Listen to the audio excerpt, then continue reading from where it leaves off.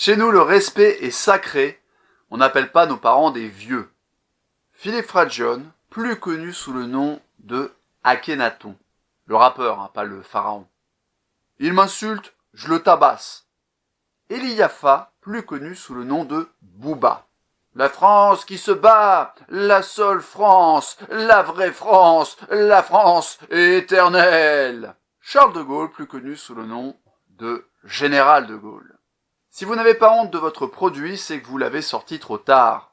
Reid Hoffman, fondateur de LinkedIn. Je ne suis pas vraiment légitime pour parler du racisme vu que je suis blanche. Anonyme. Aujourd'hui, on va parler des métasystèmes de Spiral Dynamics. Spiral Dynamics, une grille, un modèle de psychologie évolutionniste qui a été conçu dans les années 70, qui a été conçu un petit peu avant vraiment au niveau de ses balbutiements, mais en gros, dont le premier article fondateur est paru en 1970 sous la plume d'un psychologue, professeur de psychologie, qui s'appelait Claire W. Graves, un article donc de 1970 publié dans le journal de psychologie humaniste, qui va être suivi en 1974 d'un autre article, et qui ensuite va, sous le nom de Spiral Dynamics, être plus popularisé, encore que le mot popularisé soit un petit peu prétentieux, parce que ça reste un modèle assez confidentiel, même dans la sphère anglo-saxonne, même si c'est en train de se développer, de gagner en visibilité, vulgarisé en 1996 à travers un livre dont j'ai déjà parlé, puisqu'il fait partie de mes recommandations de lecture, qui s'appelle Spiral Dynamics. Je précise tout de suite que Spiral Dynamics, ce n'était pas le terme sous lequel Claire Graves présentait son travail, c'est un terme un petit peu marketing friendly qui a été conçu par son élève Don Edward Beck. Don Edward Beck qui, en découvrant les travaux de Claire Graves, a cherché à le contacter en lui disant « Il faut absolument qu'on travaille ensemble, j'adore ce que vous faites, laissez-moi être votre élève, laissez-moi propager la bonne parole. » Mais pour en revenir à l'article de 1970 dans lequel Graves présente son modèle, un article qui fait seulement 26 pages mais qui contient déjà toute la matrice de Spiral Dynamics, et si vous n'avez pas envie de vous taper 320 pages en anglais, vous pouvez commencer par ces 26 pages-là. Pour ceux qui maîtrisent la langue anglaise, c'est très très bien écrit, c'est limpide, c'est assez simple à comprendre, surtout si vous avez en parallèle consommé du contenu francophone comme cette vidéo ou comme l'article que j'ai écrit sur la question. Bref, l'article de 1970 s'appelle Level of Existence, levels au pluriel, Levels of Existence, an Open System Theory of Values, qu'on peut donc traduire par niveau d'existence au pluriel, une théorie de valeurs en système ouvert. Et c'est l'occasion de tout de suite insister sur un principe fondateur du travail de Graves, que je vais appeler Spiral Dynamics pour aller plus vite. Un des principes fondateurs de Spiral Dynamics, qui est une grille évolutionniste, donc qui postule des niveaux de développement qui s'enchaînent et qui sont incontournables à la manière des marches d'un escalier.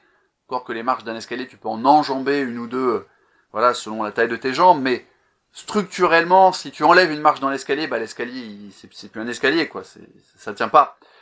Tu peux pas avoir des trous dans un escalier, c'est comme enlever un étage dans un immeuble, si tu préfères, et donc, dans cette grille évolutionniste qui postule des niveaux de développement, des niveaux d'existence, des niveaux de perception du monde qui s'enchaînent, il n'y a pas de fin. Je le dis tout de suite, comme ça, on crève tout de suite l'abcès idéologique, parce que quelqu'un m'a posé récemment la question, est-ce que c'est pas un modèle un peu idéologique? J'ai envie de répondre qu'une idéologie postule une fin de l'histoire. L'idéologie, qu'elle soit religieuse ou athée, elle postule, et vous comprendrez plus tard au fil de la vidéo que les idéologies sont l'expression de certains métasystèmes de valeurs, les idéologies postulent qu'il y a une destination finale, ce qui n'est absolument pas le cas de Spiral Dynamics, qui dit voilà les étapes qu'on a observées à l'heure actuelle dans le développement des individus et dans le développement des sociétés, puisque ça fait partie de ces modèles qui mettent en parallèle ontogénèse, développement de l'individu, et phylogénèse, développement de l'espèce humaine et développement des groupes humains. On a observé 8 niveaux, dont je vais parler des 6 premiers dans cette vidéo, et en fait, il y en a un 9e qui apparaîtra un jour, on ne sait pas quand, et puis un 10e, un 11e, et voilà, il n'y a pas de raison que ça s'arrête. Pourquoi il n'y a pas de raison que ça s'arrête? Eh bien parce que, deuxième principe très important de Spiral Dynamics, les systèmes de valeurs en question, que je vais détailler le plus rapidement possible, je ne voudrais pas que l'introduction prenne trop de temps, les systèmes de valeurs sont le fruit d'une interaction entre la psychologie de l'individu, ses capacités cognitives, et l'environnement. Quand je dis environnement, ça inclut aussi bien ce qu'on va appeler l'écologie. Est-ce que ta société, elle est basée dans des steppes, dans des zones désertiques, dans une forêt tropicale, en milieu urbain, à la campagne, etc. Tout cet aspect vraiment de l'environnement naturel, mais aussi l'environnement culturel. Quel est le groupe de personnes et quel est le fonctionnement du groupe de personnes au sein duquel tu interagis. Tout ça, ces questions d'environnement, ça renvoie à ce que Clare Graves appelait des life conditions, donc des conditions de vie, et ces conditions de vie interagissant avec les capacités cognitives de l'être humain vont produire des grilles de lecture du monde, des systèmes de valeurs à travers lesquels chaque être humain et chaque société va regarder son environnement, regarder ce qui est bien et ce qui est mal. Pour les systèmes de valeurs qui ont une notion de bien et de mal, c'est pas forcément le cas, tout de suite au début du développement humain. Notion de ce qui est bien et mal, notion de ce qui est juste, notion des priorités tout simplement. Hein. Est-ce que la priorité est mise par exemple sur l'expression des individualités? Et ça va être tous les systèmes qu'on appelle self-express, donc expression de soi, ou je m'exprime si vous préférez, si ça vous paraît plus simple.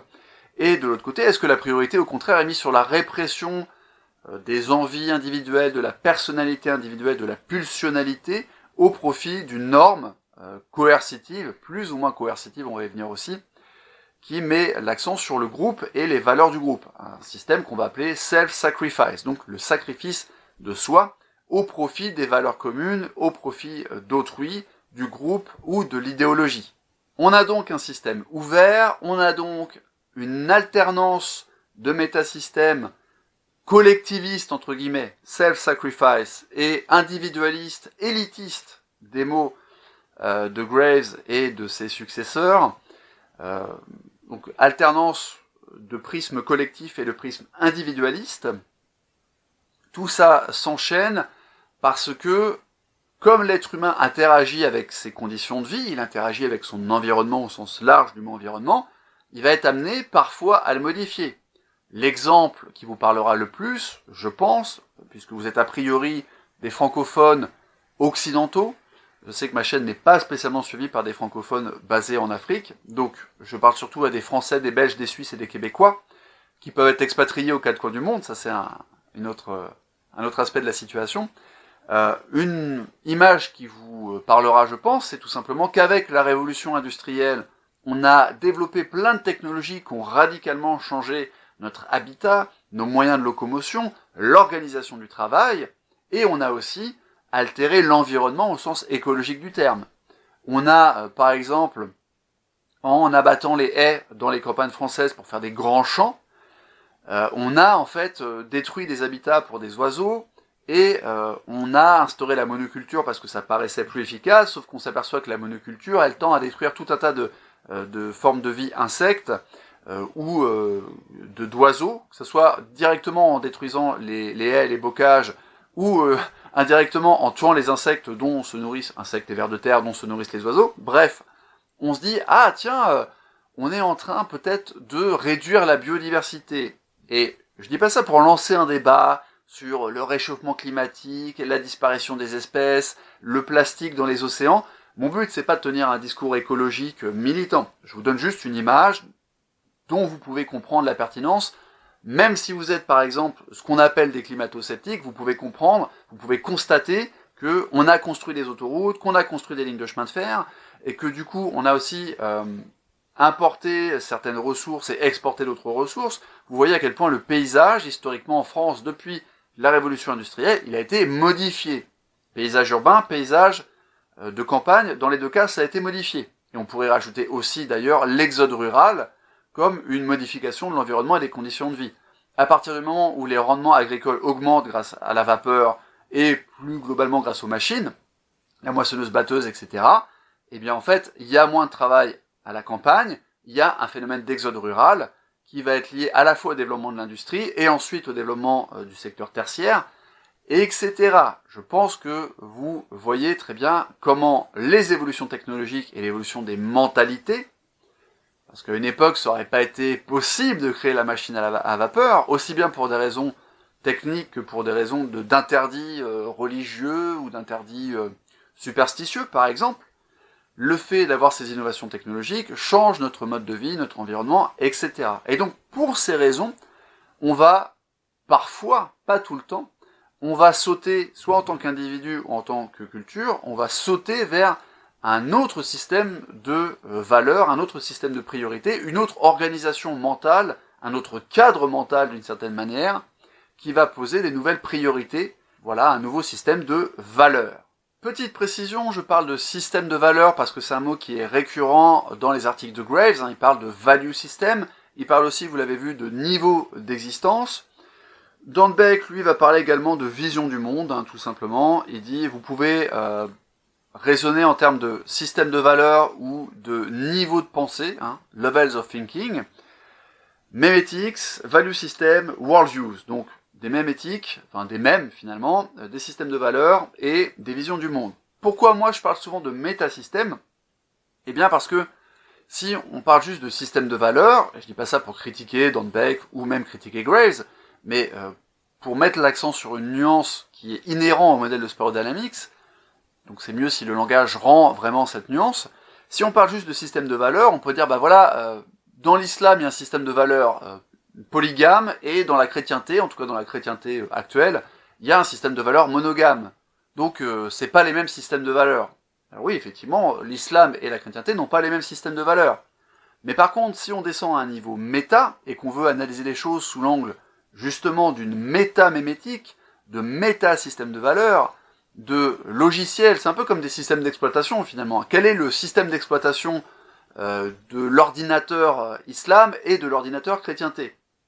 Bah, quand on descend à ce niveau méta, et qu'on raisonne donc en termes de métasystème, on s'aperçoit qu'en fait, l'islam et la chrétienté ont le même fonctionnement. Ce sont des religions monothéistes qui postulent un salut qui a lieu après la vie, dans l'éternité. Voilà, il y a un enfer, il y a un paradis, et pour atteindre ce paradis, et de préférence éviter l'enfer, il y a un certain nombre de prescriptions et de proscriptions à respecter. Il y a des interdits, il y a des obligations. Alors voilà, dans l'islam, ça va être la charité, le pèlerinage, etc. Dans la chrétienté, ça va être autre chose. Les jours chômés pour des raisons religieuses vont pas être les mêmes entre le judaïsme, la chrétienté et l'islam, mais globalement, il y a un Dieu unique, plus ou moins vengeur et colérique selon les périodes, selon les textes sacrés, qui est le gardien, le créateur de toutes choses, et le gardien de paradis, purgatoire, enfer, etc. Alors je sais qu'il y a des différences, par exemple, je crois qu'il n'y a pas vraiment de purgatoire pour les musulmans, mais je ne suis pas théologien, donc voilà, si vous avez des précisions à mettre quand je parle de religion, ou même quand je parle d'histoire, parce que je vais prendre évidemment des exemples historiques, vous êtes les bienvenus pour démontrer votre expertise dans les commentaires, et je pense que ce serait intéressant que je fasse une vidéo qui mélange FAQ, donc réponse à vos questions dans les commentaires, questions que vous allez poser sous cette vidéo, mais aussi vos remarques, une sorte d'erratum historique, parce que l'histoire n'est pas ma spécialité. La seule histoire que j'ai étudiée après le bac, dans un contexte universitaire, c'est l'histoire du XXe siècle, puisque j'avais pris cette option pendant ma première année de licence, donc j'avais pas mal d'heures de cours par semaine, mais très honnêtement, on a étudié 4 grands sujets tout au fil de l'année, les 2 guerres mondiales, l'URSS et la guerre froide. Voilà, en gros, on n'a pas beaucoup parlé de la guerre d'Algérie, on n'a pas beaucoup parlé de l'entre-deux-guerres, si ce n'est pour des raisons de... Ouais, je vais pas digresser, mais on m'a dit des choses très surprenantes pendant ces cours, qui avaient lieu à Paris 7, avec 3 profs différents, donc c'était un truc tout à fait académique, universitaire. Bref, j'ai entendu des choses qui aujourd'hui seraient qualifiées sans doute de complotistes dans les médias mainstream, donc voilà, c'est assez marrant. Toujours est-il que je ne suis pas du tout un expert en histoire médiévale, etc. J'ai évidemment révisé avant de faire la vidéo, mais il est possible que je dise des choses qui sont pas tout à fait précises à vos yeux, ou pas assez précises, donc je vous invite à me corriger dans les commentaires, et on fera un débriefing total de la vidéo qui mélange FAQ, questions, erratum. Je pense que ça peut être intéressant. Donc, je disais, y a-t-il un purgatoire en islam, etc. Peu importe, vous voyez bien qu'à un niveau structurel, en matière de relation au monde, de sens des priorités, si on enlève la mémétique superficielle, si on enlève les mèmes, les images, le fait par exemple que les représentations divines soient proscrites en islam alors que dans le christianisme orthodoxe, elles sont absolument mises en avant, et ça donne d'ailleurs des très belles choses, et ben en fait, oui, il y a des différences comme ça dans le logiciel, il y a des différences dans l'esthétique, évidemment, mais le rapport au monde, le sens des priorités, le métasystème de valeurs, il est exactement le même. Il y a le bien, le mal, il n'y a pas d'autre vérité, hein. C'est le christianisme ou rien, l'islam ou rien. Même entre les christianismes, il y a des différences, hein. C'est l'orthodoxie ou rien, c'est le catholicisme ou rien, c'est le protestantisme ou rien, selon évidemment la manière dont vous pratiquez la croyance. Je suis pas en train de dire que tous les religieux ont une approche dogmatique, mais je suis en train de dire que historiquement, c'était le cas. Historiquement, ces grandes religions du livre, comme on les appelle, étaient dogmatiques, exclusives, avaient une seule vérité, et c'est ce qu'on appelle, et je vais en parler tout à l'heure, le métasystème du One Truth Way, donc un seul chemin de vérité, le métasystème absolutiste. Commençons donc par le premier métasystème, puisque je vais présenter dans cette vidéo les 6 premiers métasystèmes. Je présenterai le 7e dans une vidéo intégralement dédiée à la question, et je n'aborderai pas le 8e avant plusieurs années. Voilà, je le dis, ça peut surprendre. Je vous expliquerai pourquoi peut-être dans la vidéo suivante. Toujours est-il qu'on va aborder les 6 premiers métasystèmes et que Graves avait une manière de les annoter, de les coder, qui était un peu abscon pour un observateur extérieur, puisqu'il leur donnait des paires de lettres. Donc le premier métasystème qu'on va aborder, c'est le métasystème AN. Pourquoi 2 lettres? Parce que justement, il y a une lettre qui désigne les conditions de vie et une lettre qui désigne les processus cognitifs. Mais évidemment, c'est un peu compliqué de se rappeler des paires de lettres qui partent à 2 endroits différents de l'alphabet, donc AN, BO, CP, DQ, ER, FS, GT, HU, c'est pas hyper fonctionnel, et donc plus tard, Don Edward Beck et Christopher Cowan vont introduire l'idée des couleurs. Alors, pour la petite anecdote, ce que raconte Beck, c'est qu'il a introduit les couleurs quand il travaillait en Afrique du Sud avec Mandela, sur la réunification et la pacification nationale, et en fait, ça lui permettait, en introduisant des couleurs comme rouge, bleu, violet ou beige, de pas parler de noir et de blanc. Voilà, c'était un truc pour contourner ce genre de division raciale. Toujours est-il que, on pourrait faire remarquer que vu la situation actuelle de l'Afrique du Sud, le consulting de Beck a peut-être pas été super efficace. Mais bon, là je troll un petit peu. Toujours est-il que Beck et Cowan ont introduit des couleurs qui sont des moyens mémotechniques beaucoup plus efficaces de se rappeler des métasystèmes. Moi, je vais vous donner les deux. Je vais vous donner la couleur et les lettres. Et puis, vous retiendrez probablement que la couleur. C'est pas grave. Donc, le premier métasystème, c'est le métasystème beige A-N. Et qu'est-ce que c'est que ce métasystème? Eh bien, de façon assez ironique, c'est pas le plus complexe et c'est pas celui qui est le plus méta. En fait, je vais citer Claire Graves dans le texte et je vous mets la copie d'écran de son article de 1970, il le dit lui-même, il n'y a pas de système de valeurs conscient au niveau de ce premier métasystème. Les valeurs sont purement réactives. Alors du coup, c'est pas vraiment des valeurs en fait. C'est plutôt des impératifs biologiques. C'est plutôt ce que on appelle en fait l'arc réflexe d'une certaine manière. Et c'est un fonctionnement qui est très très proche du fonctionnement animal. L'homme est un animal, hein, je le rappelle, et je sais que ça peut choquer les monothéistes qui croient que l'homme a été créé par Dieu à son image, etc. Mais Homo sapiens c'est un animal, hein, je suis désolé, c'est les faits scientifiques. Et en fait, on peut faire un parallèle entre le fonctionnement des primates non humains tel qu'on le connaît aujourd'hui et le fonctionnement de l'homme en métasystème beige. Je vais faire un petit détour par le biais de Robert Sapolsky, qui est très complémentaire de Sparrow Dynamics, et il explique que on a longtemps eu une projection anthropomorphe quand on étudiait les primates, et notamment quand on étudiait les hiérarchies. Il y a des hiérarchies dans la grande partie des espèces de primates non humains, en particulier quand c'est des espèces de type tournoi, j'en ai parlé dans ma vidéo sur la monogamie et la polygamie chez les primates et chez les humains, chez les primates non humains et chez Homo sapiens. Et en fait, ce que dit Sapolsky, c'est que pendant longtemps, on se disait, ouais, il y a un mâle alpha, parce qu'il protège les autres mâles et il protège les femelles, et puis il y a une femelle alpha parce qu'elle guide les autres femelles quand elles vont faire de la cueillette. Parce qu'il y a pas mal d'espèces de singes et de grands singes chez lesquels les femelles font de la cueillette, en fait. Il y a cette image de l'homme qui va chasser, mais en fait, non. Les femmes ne chassent pas, effectivement, et c'est aussi ce qu'on observe dans les tribus de chasseurs-cueilleurs humains. Apparemment, les femmes ne chassent pas, mais elles ramènent énormément de bouffe parce qu'en fait, elles font la cueillette. Et du coup, l'homme a cette activité de chasse pour d'évidentes raisons de dimorphisme sexuel, mais au final, c'est pas forcément lui qui ramène la plus grosse quantité de nourriture, en tout cas pas de façon la plus stable. Parce que c'est plus simple d'aller ramasser des fruits et des graines que d'aller abattre je ne sais quel animal qui court vite, qui peut se défendre, etc. Bref, ce que dit Sapolsky, c'est que en fait, quand on observe les comportements dans certaines espèces de primates non humains, il y a effectivement une femelle alpha, mais elle ne guide absolument pas les autres femelles vers des spots de nourriture, elle n'a pas un rôle de leadership, c'est juste que les autres l'imitent. Donc en fait, les autres la suivent, mais c'est bien eux qui imitent son comportement, et non pas elle qui impose, ou qui guide, qui dirige volontairement. Voilà, donc c'est l'occasion de rappeler ce petit biais anthropocentrique qu'on a eu longtemps, anthropomorphique. Et en fait, pour ce qui est de Beige, on peut faire ce parallèle. À l'échelle évidemment sociétale, il n'y a pas de groupe aujourd'hui qui fonctionnerait entièrement depuis Beige, même si Don Edward Beck prend l'exemple des Bushmen, et je vais développer un petit peu. Mais par contre, à l'échelle individuelle, vous pouvez observer Beige chez les nouveau-nés en fait, et chez les très jeunes enfants, qui se contentent de pleurer parce qu'ils ont faim, de pleurer parce qu'ils ont froid, de pleurer parce qu'ils ont chaud, et puis qui mangent, qui dorment, et voilà, c'est à peu près tout, et qui font leur déjection. Bref, c'est vraiment l'homme mécanique, l'homme animal tel qu'on peut se représenter. Il n'y a pas de religion, il n'y a même pas de religion chamanique, etc. en Beige.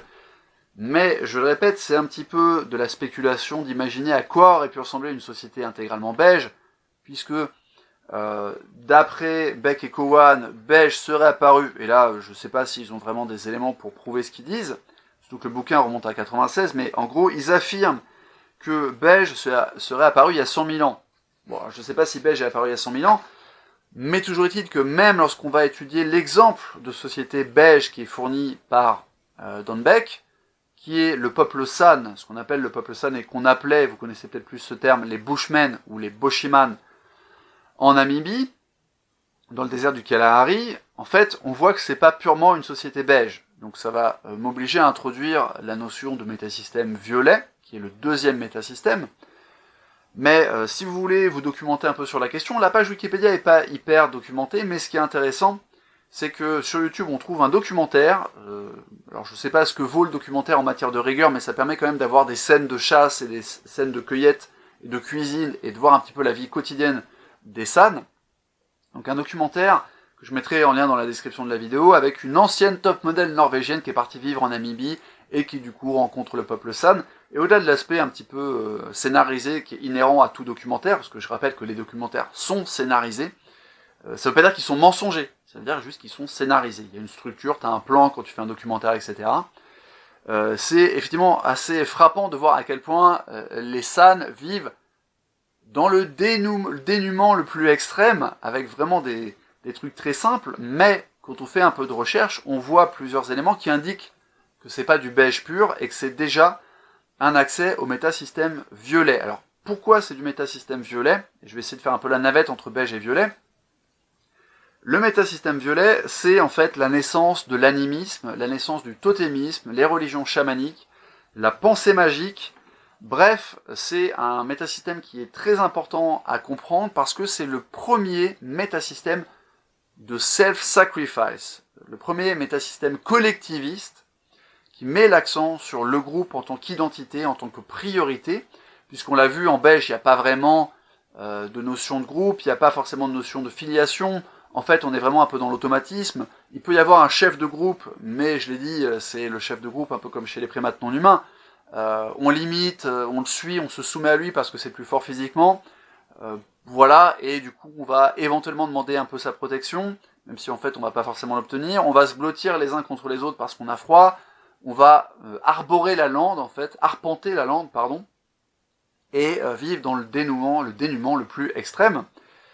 Et à partir de violet, on va avoir une conscience collective qui apparaît. On va avoir les liens de parenté qui se développent, on va avoir la notion de clan, la notion d'identité de groupe, et si vous cherchez du violet, eh ben vous pouvez vous intéresser à peu près tout ce que l'anthropologie classique a produit avant qu'elle s'intéresse à des champs un peu différents, comme par exemple la sorcellerie en Mayenne. Je vous recommande, si ça vous intéresse, l'excellent journal de terrain de l'ethnologue Jeanne Favre-Sada qui s'appelle Les mots, la mort, les sorts. C'est vraiment très intéressant parce qu'elle explique comment en fait elle a pas pu rester distanciée de son objet d'étude. J'en dis pas plus, mais c'est vraiment assez sidérant comme livre, c'est très intéressant.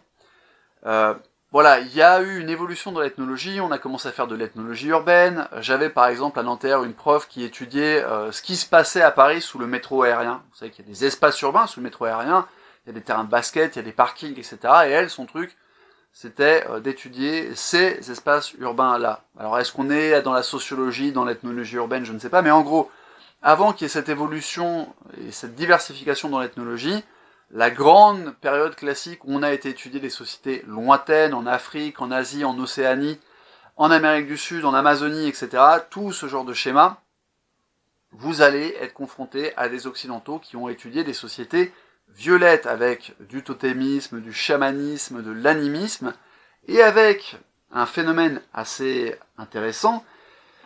Je vais le dire très simplement, le métasystème violet, c'est la racine de la xénophobie.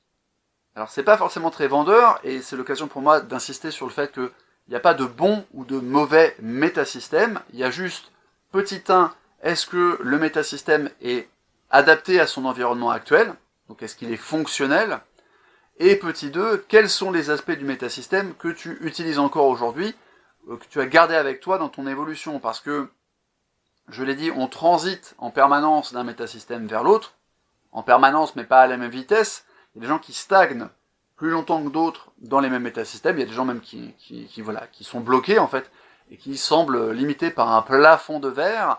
Toujours est-il que les métasystèmes ne sont pas brutement séparés les uns des autres, il n'y a pas de coupure nette, il y a une transition. Donc on pourrait dire par exemple dans le cas de beige et violet qu'il y a l'état beige pur et dur, puis qu'il y a beige en majuscule, violet en minuscule, et puis qu'il y a beige en minuscule, violet en majuscule, et puis qu'après il y a violet tout court. Mais évidemment, même en violet tout court, tu as intégré avec toi les automatismes beige. Et d'ailleurs, je vais vous lire une citation de Claire W. Graves sur justement la persistance du métasystème violet. Je vous mets la citation en anglais à l'écran, tirée de l'article de 1970. « Mais aucun homme n'existe sans des valeurs réactives. Tout homme opérant à un niveau d'existence supérieur sera toujours, en partie, un organisme physiologique. Et en fonction de ses conditions actuelles d'existence, les valeurs réactives peuvent dominer son existence ou être subordonnées au sein de systèmes de valeurs supérieurs. » Et quand il parle de supérieur, à l'écran, vous le voyez, en fait, il utilise le mot higher, donc plus élevé. Système de valeurs supérieur parce que plus complexe et parce que ultérieur dans le développement. Dans l'absolu, je le répète, il n'y a pas de jugement, même si il est très tentant de considérer que plus un système est récent, plus il est complexe, plus il est supérieur, plus il aurait plus de valeur que les précédents.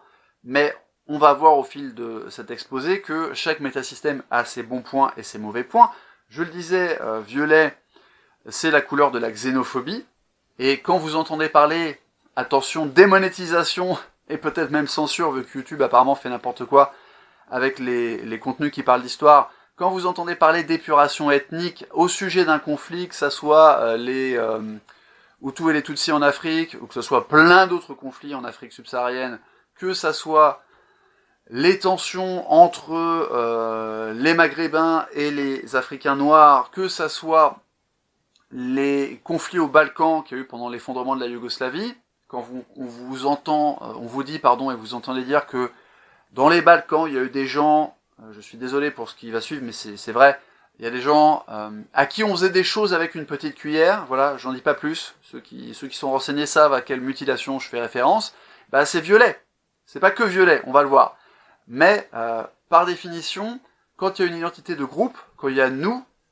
les hommes, au sens les humains, insérer le terme, l'étiquette ethnique qui vous convient, peu importe, nous, il y a les autres. C'est quelque chose dont je parle dans mon article, où je prends l'exemple à la fois des mots japonais et des mots chinois pour désigner les blancs, ou plus globalement les étrangers. Au Japon, on parle de gaijin. Je parle des Inuits. Inuit, en fait, ça veut dire les hommes. Et on va reprendre aussi l'exemple du peuple San, et je vous disais que le peuple San n'était pas que en beige. Je vous lis un extrait de la notice Wikipédia, qui énumère plein de noms, de tribus différents, parce que Bushman, en fait, c'était le mot utilisé par les Boers. Aujourd'hui, on parle de peuple San, mais peuple San, c'est ce qu'on appelle un exonyme, c'est-à-dire un nom de peuple qui a été donné par des voisins. Donc ça a été donné par les Namaka, Et donc je vous lis donc, les SAN se désignent par les noms des différents groupes qu'ils composent. Alors il y a une liste de noms, mais comme c'est une langue à claquement, je ne vais pas essayer de les prononcer correctement. Donc vous avez une liste de noms. Beaucoup de ces ethnonymes se terminent par un suffixe approchant de la racine kwe, qui signifie les gens. Par exemple, Chouakwe signifie les gens du Salin. Donc on retrouve ce truc où il y a différents noms, par exemple Nyukwe, Chlorekwe, voilà, Kusesakwe, enfin évidemment je massacre la prononciation, mais vous voyez qu'il y a un pattern récurrent qui est de dire en fait, on est les gens de tel truc, les gens de tel truc, les humains de tel truc. Ce qui sous-entend aussi, parfois porté à son paroxysme, que ceux qu'on n'identifie pas comme membres du clan, bah, c'est pas des vrais gens. C'est le Gadjo pour les gitans. Et en fait, il y a plein de peuples qui se désignent avec ce système d'endonyme, donc endonyme opposé à un mot qui est affublé, qui est attribué par des voisins, par des colons, etc. Il y a beaucoup de peuples qui utilisent un endonyme. Bah, c'est pas toujours le cas. Par exemple, si vous allez regarder la page sur les Roms et les Tziganes, Tzigane c'est un mot qui vient, je crois, du russe. J'ai un léger doute sur la racine, mais en tout cas, c'est pas un mot qui vient de la langue Rom, et il y a des Roms qui préfèrent se dire Tzigane. Mais Rom, dans le langage Rom, ça veut dire Romi, et ça veut dire en fait l'homme marié, quoi, l'homme adulte, l'homme accompli. Donc on trouve ces vocables qui disent « nous on est les vrais », ce qui veut dire que les autres sont les faux. Alors, tant qu'il n'y a pas de proximité géographique, ça va, mais ça peut commencer à devenir un peu problématique quand on est mélangés les uns aux autres, quand il y a un problème de découpe de frontières, et c'est ce qu'explique là encore Robert Sapolsky dans Biel, c'est que les tensions ethniques sont à leur paroxysme quand les délimitations ne sont pas claires.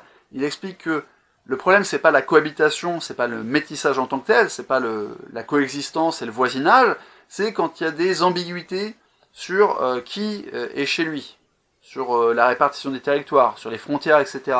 Ne me faites pas dire ce que je n'ai pas dit, je vous vois venir. Donc on voit en fait que le peuple San, il a un système plus ou moins totémique, animiste, ils ont des trans religieuses, il y a des notions d'esprit, donc on voit que c'est pas du beige pur et qu'ils sont déjà en partie dans le métasystème violet, qui est le métasystème du clan, de l'identité collective, avec un mot pour désigner ce clan, désigner la famille, hein, c'est aussi un truc à l'échelle individuelle que tu vas vivre lorsque tu es enfant, et que tu apprends qui est dans ta famille et qui ne l'est pas, qui est un étranger, etc.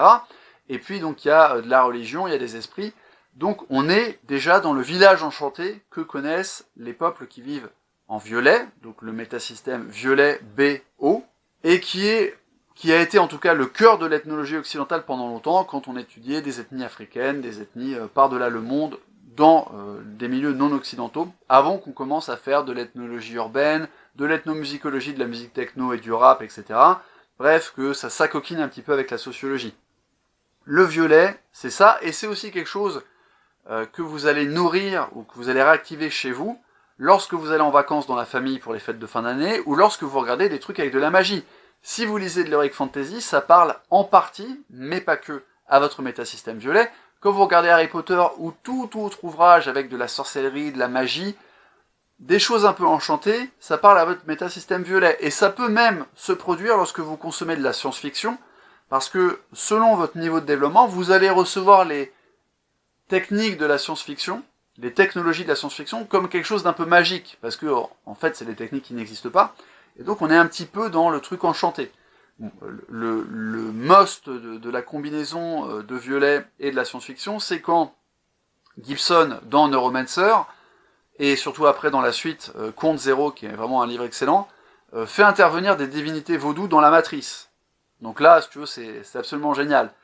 Bref, on a tous une certaine dose de violet en nous, avec lequel on peut avoir un rapport plus ou moins harmonieux, ça dépend de votre rapport avec votre famille, ça dépend de votre capacité aussi à vous intégrer dans un nouveau groupe, et dans certaines entreprises, quand on fait faire du team building aux gens, en les emmenant faire des escape games ou des trucs avec des anciennes forces spéciales, des anciens militaires qui font des trucs comme ça un peu de choc, ou aussi bien de l'acrobranche avec les collègues, c'est pour essayer de créer un groupe de gens qui à la base ne sont pas du tout dans le même clan, qui n'ont pas à partager un violet. Et c'est aussi quelque chose que tu vas trouver dans les équipes de sport, par exemple. Ça peut être très utile pour fédérer, justement, une conscience de groupe. Et c'est un truc qui a servi, par exemple, dans l'équipe de France de foot en 98. Aujourd'hui, si vous voulez chercher des sociétés violettes, vous pouvez vous intéresser à certaines tribus d'Amazonie, vous pouvez vous intéresser aux Maasai, vous pouvez vous intéresser aux aborigènes d'Australie, vous allez trouver du violet. Et je vous conseille d'ailleurs, je le mettrai en lien comme bonus dans cette vidéo, d'aller voir la fiche de lecture de Michel Drac, peu importe que vous partagiez ses opinions ou pas, c'est pas la question, il a fait une fiche de lecture et même un épisode bonus sur un livre qui s'appelle Africa Trek, qui raconte l'histoire de deux Français qui ont remonté l'Afrique en partant du sud jusqu'au Maghreb à pied. Ils ont littéralement traversé tous les pays à pied, dans des circonstances parfois abracadabrantesques, et vous allez avoir un paquet d'anecdotes qui montrent la persistance de croyances violettes ou d'identité de groupe violette. Et c'est aussi pour ça qu'il y a un problème dans certains pays d'Afrique où le président en place ne donne des postes qu'à des gens de son ethnie. C'est pour ça qu'il y a autant de tensions communautaires et même de tensions ethniques en Afrique, c'est parce que le métasystème violet y est extrêmement développé et qu'il y a une partie des cultures africaines, ça dépend des pays évidemment et ça dépend des individus, mais il y a toute une partie de l'Afrique qui est pas forcément dominée par violet, on va le voir avec les métasystèmes suivants, mais qui en tout cas a une dose de violet extrêmement développée et encore très active. Parce que, et ça me permet d'introduire une autre nuance de Sparrow Dynamics, il y a des relations de synergie et d'opposition entre les métasystèmes. On garde toujours nos métasystèmes passés avec nous, c'est cette métaphore de l'oignon, d'accord ? De nouvelles couches se développent en hauteur et en largeur, mais dans notre noyau, on a toujours ce violet, hein, c'est la citation de Graves que je vous ai donnée. Don Edward Beck prend l'exemple de Katrina. Après la dévastation de la Nouvelle-Orléans par l'ouragan Katrina, il y a eu des émeutes. Dans ces émeutes, il y avait des gens qui voulaient piquer des téléplasmas, ok, mais il y a aussi des gens qui voulaient juste des sacs de riz et des sacs de pâtes parce qu'ils n'avaient plus rien à bouffer, parce qu'il n'y avait plus d'approvisionnement qui arrivait en ville et que les infrastructures étaient détruites. Ça, Don Edward Beck nous dit que c'est des émeutes violets pour la partie subsistance. D'accord ? Je suis dans un environnement, il n'y a plus tout le confort qu'il y avait, j'ai froid, j'ai faim, j'ai des enfants à nourrir, mon frigo est vide, il n'y a plus rien, même si je voulais acheter quelque chose, je peux pas acheter parce que rien ne fonctionne correctement, je vais casser une vitrine et je prends un sac de riz pour mes gosses. Ça, c'est beige et c'est pas d'ailleurs forcément exempt de violet. Parce qu'il y a aussi l'idée de protéger ton clan. Après violet BO, on arrive au métasystème rouge CP, qui n'a rien à voir avec la classe primaire, hein, la classe préparatoire. Hein. Je rappelle que c'est un modèle anglophone à la base. Et en fait, ce rouge, qui est une couleur chaude, puisque quand Beck et Cowan ont choisi de mettre des couleurs pour donner un moyen mémotechnique aux gens, ils ont choisi d'attribuer les couleurs chaudes au système dit de self-express, ce qui est assez logique. Donc on a rouge, et rouge aussi quelque chose d'assez important à comprendre, parce que, comme le disait Graves, beige, il n'y a pas vraiment de valeur en tant que telle. Donc de même que violet était était totalement le premier métasystème collectif, vous avez rouge qui est le premier vrai métasystème individuel, élitiste. Et donc rouge, qu'est-ce que c'est ? C'est la pulsionalité, c'est l'affirmation de soi. Le but poursuivi par rouge, c'est le pouvoir, et le moyen qui est valorisé, c'est l'exploitation. L'exploitation d'autrui, d'accord ? Et j'en vois parmi vous qui sont en train de se dire « Ah ouais, mais l'exploitation d'autrui, c'est le capitalisme ». Non, le capitalisme, c'est un autre métasystème qui est aussi l'expression d'un métasystème chaleureux, d'une couleur chaude, de self-express, en effet, mais si tu veux, en rouge, il n'y a pas de salariat, en rouge, il y a plutôt de l'esclavage. Je vous lis un passage de la notice Wikipédia consacrée à Attila le 1, dans la partie guerre et diplomatie. Un paragraphe intitulé « La stratégie du tribut » nous dit ceci. Selon l'historien Otto John Meintschenelfon, un Hollandais sans doute, les Huns vivent en pasteurs guerriers, de l'élevage de chevaux et de moutons, puis quand ils deviennent, ouvrez les guillemets, les maîtres de populations paysannes comme les Germains et les Sarmates, ils trouvent plus simple et agréable de les rançonner que de travailler eux-mêmes. Ainsi, l'historien Michel Rouche les qualifie de sociétés de prédateurs. Pour maintenir leur niveau de vie mais aussi la fidélité de leurs alliés, les Huns de plus en plus puissants commencent à exiger des tribus de leurs riches voisins romains et perses. S'ils ne paient pas, ils lancent des razzias qui rapportent autant si ce n'est plus de butin. Galvanisés par leur succès, les aristocrates uniques je sais pas comment ça se prononce, mais on va dire que c'est unique avec un H, deviennent de plus en plus avides. Pour légitimer son pouvoir et accroître sa richesse, Attila doit donc impérativement maintenir les États voisins sous pression. Ainsi, il saisit tous les prétextes pour accroître ses intimidations, sommations et revendications.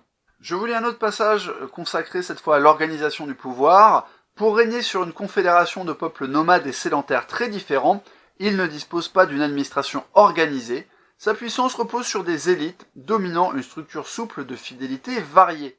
Le problème d'une société qui tourne uniquement en rouge, c'est son instabilité parce que le pouvoir y est personnifié. C'est quelque chose qu'on retrouve vraiment dans les sociétés rouges, que ce soit d'anciennes civilisations, je ne sais pas si on peut vraiment parler de civilisation pour les Huns, justement à cause de cette instabilité. Et je rappelle qu'à la mort d'Attila, en fait, son empire s'est effondré, et c'est le problème quand le pouvoir est personnifié, on va y venir. Mais que ça soit des grands moments historiques, comme l'expansion de Rome, et je vais y revenir, c'est un exemple très intéressant, la Rome antique, ou que ça soit des petits groupes contemporains, comme les seigneurs de guerre en Afrique, ou comme les gangs dans différents ensembles urbains d'Occident. Gangs qui fonctionnent souvent avec un mélange de violet et de rouge, parce que ça sert aussi de famille d'adoption pour les jeunes. Voilà, donc tu vois le métasystème violet qui est à l'œuvre dans ces gangs, mais ce sont des gangs qui tournent majoritairement en rouge. Le problème, c'est cette instabilité et la personnification du pouvoir. Et c'est ce qui fait que ça donne des sociétés instables, qui ne durent pas dans le temps, avec des conflits d'héritage, avec différentes dynasties qui s'affrontent, avec des meurtres entre les frères, les sœurs, etc. Bref, c'est le méga bordel, et depuis notre culture occidentale à peu près civilisée, même si on se plaint de la criminalité, on peut trouver que c'est vraiment encore un métasystème qui sert à rien, qui est dysfonctionnel. Et là, je veux une fois de plus recourir à l'article de Graves de 1970 et vous lire un petit passage de ce qu'il dit du métasystème rouge. Rouge n'est pas un système de valeurs attirant quand on le regarde depuis un autre cadre de référence, mais pour tout ce qu'il a de négatif, c'est un pas de géant pour l'homme. Certains hommes, dans leur poursuite du pouvoir, domestiquent réellement la puissante rivière. Alors en VO, le doux et en italique, ce qui permet de mettre une emphase, hein, vous savez, quand on dit they do know that thing, alors que tu pourrais juste dire they know that thing, donc ils savent ceci. They do know, c'est que tu renforces le verbe, une espèce de doublement du verbe. Donc je l'ai traduit en français par un adverbe, hein, voilà, c'est ma technique. Donc certains hommes, dans leur poursuite du pouvoir, domestiquent réellement la puissante rivière, fournissent réellement le loisir nécessaire au commencement d'un effort intellectuel, bâtissent réellement des cités, assignent réellement des positions qui améliorent le lot de certaines personnes et améliorent indirectement la condition de certains autres par effet rebond. Mais ce mode de vie et ce système de valeurs créent de nouveaux problèmes existentiels. Le gagnant mourra tôt ou tard, et le perdant ne peut que se demander pourquoi il est condamné à sa misérable existence.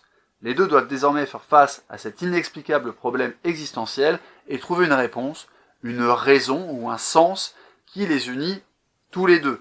Qu'est-ce que ça veut dire concrètement aujourd'hui pour notre développement personnel? Ça veut dire que rouge, c'est la couleur de l'émancipation. Alors, il y a ses mauvais côtés, et un truc qu'on a tous vécu, c'est la méchanceté des enfants entre eux, et en particulier des préadolescents et des adolescents. Donc, toutes les mises à l'amende dans les cours de récréation, quand t'as 3 mecs qui arrivent et qui te tabassent, pour le plaisir de te soumettre, c'est rouge.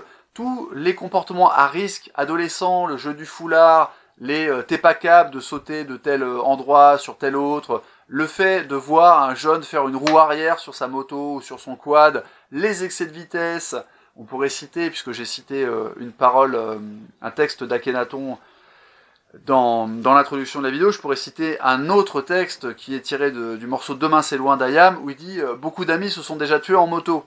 Bah ouais, mais ils se sont tués en moto parce qu'ils faisaient n'importe quoi, parce qu'ils étaient à fond dans le métasystème rouge. Donc il y a cette prise de risque, il y a cette agressivité, il y a cette incivilisation d'une certaine manière, mais c'est aussi la libération par rapport au carcan violet. Imaginez bien qu'à l'échelle de l'histoire de l'humanité, si personne n'avait développé un métasystème rouge, on serait tous dans un monde violet. Ça veut dire qu'on vivrait dans des sociétés animistes et chamaniques, où en fait, on ne remet pas en question du tout les traditions parce qu'on ne rompt pas avec la pression du groupe. Il faut comprendre un truc, c'est que l'horizon temporel d'une société qui tourne avec le métasystème violet, Bah en fait, c'est pas d'horizon temporel, parce que le temps est immobile. On fait tel que nos grands-pères, nos arrière-grands-pères ont fait. On respecte la loi de l'esprit du coyote, et puis c'est tout. On a toujours fait comme ça, et on continuera toujours de le faire. Il est interdit de chasser tel animal parce que c'est la pleine lune, ou d'aller chasser quand ta femme a ses règles. Et bah, c'est comme ça. On a toujours fait comme ça, et on fera toujours comme ça. Donc t'imagines à quel point tu serais pas en train de regarder une vidéo sur YouTube si on était encore dans le métasystème violet. Et je le répète, violet est nécessaire, nous développons tous un violet à un moment, et donc on transite tous en théorie par une partie de beige, on est en beige et on transite vers violet, on a un violet plus ou moins développé, on le dépasse et on passe par rouge, et en le dépassant, ça permet d'affirmer notre conscience individuelle. Ça permet en fait de dire je veux, je décide, je fais, et vous me faites chier avec vos traditions. En vérité, ton histoire de pleine lune qui fait que genre c'est interdit d'aller pêcher ou chasser quand c'est la pleine lune parce que genre les chasses sont pas bonnes, c'est des conneries. Moi je vais tester, tiens regarde, j'ai ramené une super chasse ou une super pêche parce qu'en fait grâce à la pleine lune on voyait très bien dans l'eau et donc moi j'ai pêché plein de poissons, va te faire foutre. Et c'est la naissance des empires. Et quand tu regardes par exemple l'histoire de la Rome antique, c'est intéressant de voir que au départ, tu avais ces 5 villages sur les collines autour de ce qu'on appelle aujourd'hui la ville de Rome, et que c'était des villages claniques qui se sont agglomérés et qui ont formé une monarchie qui a été hyper expansionniste, et ça c'est une transition violet-rouge. Et je vous invite vraiment à aller lire la page Wikipédia sur la Rome antique si vous n'êtes pas spécialiste de cette période de l'histoire.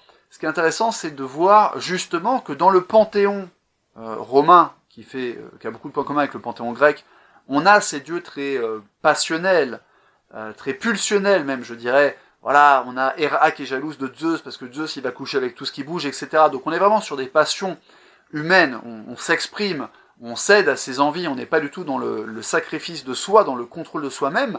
Et en même temps, il y a les mânes, donc les divinités domestiques, qui sont vénérées, on obéit à certains rituels, donc tu vois la persistance de violet dans le début de l'Empire romain, avec son expansionnisme rouge démesuré, qui va lui permettre de conquérir un des plus grands empires que l'histoire ait connu, avec des grandes différences par rapport à une société qui n'aurait pas dépassé rouge, comme les Huns de Attila, parce que même s'il y a eu plusieurs époques dans la Rome antique où le pouvoir était personnifié, il y a eu le retour de l'Empire après la République, etc., il y a plein de phases, c'est extrêmement riche et complexe, tu as quand même un minimum d'organisation administrative pour la fiscalité, etc., il y a des systèmes de retraite pour les soldats, donc on verra que Rome, en fait, n'est pas resté bloqué en rouge, sinon Rome n'aurait pas duré aussi longtemps. Néanmoins, on voit que le fonctionnement fiscal de Rome a souvent été problématique, et que son économie a reposé avant tout sur l'expansion militaire, et que c'est ça qui faisait que ça marchait, et que quand il n'y avait plus d'expansion militaire, ils augmentaient les impôts, alors que les gens avaient de moins en moins de choses de moyens de payer, etc. Donc, on voit qu'ils n'ont pas beaucoup dépassé rouge, mais ils l'ont dépassé un petit peu. Voilà, donc rouge, aujourd'hui vous allez trouver ça chez les artistes, chez certains artistes, et Miles Davis par exemple est un exemple assez flagrant de mec qui avait un rouge très très actif. Je vous ai mis une citation de Booba dans l'introduction de la vidéo qui fait référence à ces altercations qui commencent à dater maintenant avec le rappeur La Fouine. Dans une interview, t'as un mec qui lui disait « Ouais, mais alors, vous regrettez pas trop, voilà, l'exemple que ça donne à la jeunesse, de vous battre comme ça ?» Il dit « Non, non, le mec, il m'insulte, je le tabasse. » Voilà, bah ça, c'est rouge, tu vois. Tu préserves ton honneur, tu veux pas te faire... tu veux pas recevoir la honte, hein. T'as entendu ça dans les cours de récréation. « Oh, la honte, oh, machin. » Non, non, toi, t'es pas là pour recevoir la honte, t'es là pour dominer, et c'est écraser ou être écrasé. C'est un mode de fonctionnement très binaire, et qui a un mode de fonctionnement amoral, en fait. C'est même pas immoral, c'est amoral. Et tu peux trouver ça de manière transcendée et sublimée, par exemple dans la création artistique. Parce que d'une certaine manière, innover par rapport au canevas d'un style artistique, que ce soit la musique, la sculpture, etc., bah ça demande de te rebeller, en fait. Et Miles Davis, je vous invite vraiment à lire sa biographie. Il a été proxénète, au niveau de la consommation de drogue, c'était un phénomène. Tu trouves ça aussi d'une certaine manière chez le défunt Lemmy Kilmister, qui était le chanteur, bassiste, fondateur, leader, seul membre permanent de Motörhead, qui vivait avec une consommation d'amphétamine complètement ahurissante, qui est dans la jouissance, qui est dans l'expression de soi. La différence étant que Lemmy Kilmister était quelqu'un de très respectueux, reconnu de façon quasi universelle pour sa gentillesse et sa douceur. Il y a une anecdote qui, moi, m'émeut à chaque fois que je la raconte, qui est racontée par l'ancien batteur de Nirvana, dont j'ai oublié le nom, pas de bol, le fondateur des Foo Fighters, Dave Grohl. Il explique que la première fois qu'il a rencontré Lemmy Kilmister, et c'est quelque chose qu'il raconte à l'oraison funèbre de Lemmy Kilmister, c'était dans un espèce de salon d'arcade ou je sais pas quoi, avec des jeux vidéo, et il aperçoit Kilmister, qui le reconnaît, et les premiers mots de Lemmy, c'est « Hey man, I'm sorry for your friend ». Donc c'était après le suicide de Kurt Cobain. Les mecs se croisent, ils se reconnaissent, et le premier truc que Kilmister dit à Dave Grohl, c'est « Je suis désolé pour ton pote ». Moi, c'est un truc qui m'émeut toujours, parce que c'est la marque je vais pas dire d'un humanisme, mais tu vois, cette simple élégance de l'empathie. Je trouve que c'est un truc extrêmement rare, et c'est un truc qui me touche beaucoup. Et souvent, je pleure quand je raconte cette histoire à des proches. Et en fait, c'est une manière de te dire que tu peux avoir du rouge sans être limité en rouge. Évidemment que Lemmy Kilmister, s'il n'avait pas eu accès au métasystème suivant, bah en fait, il aurait passé sa vie en prison, etc. Parce que tu respectes pas vraiment la loi quand tu tournes en rouge.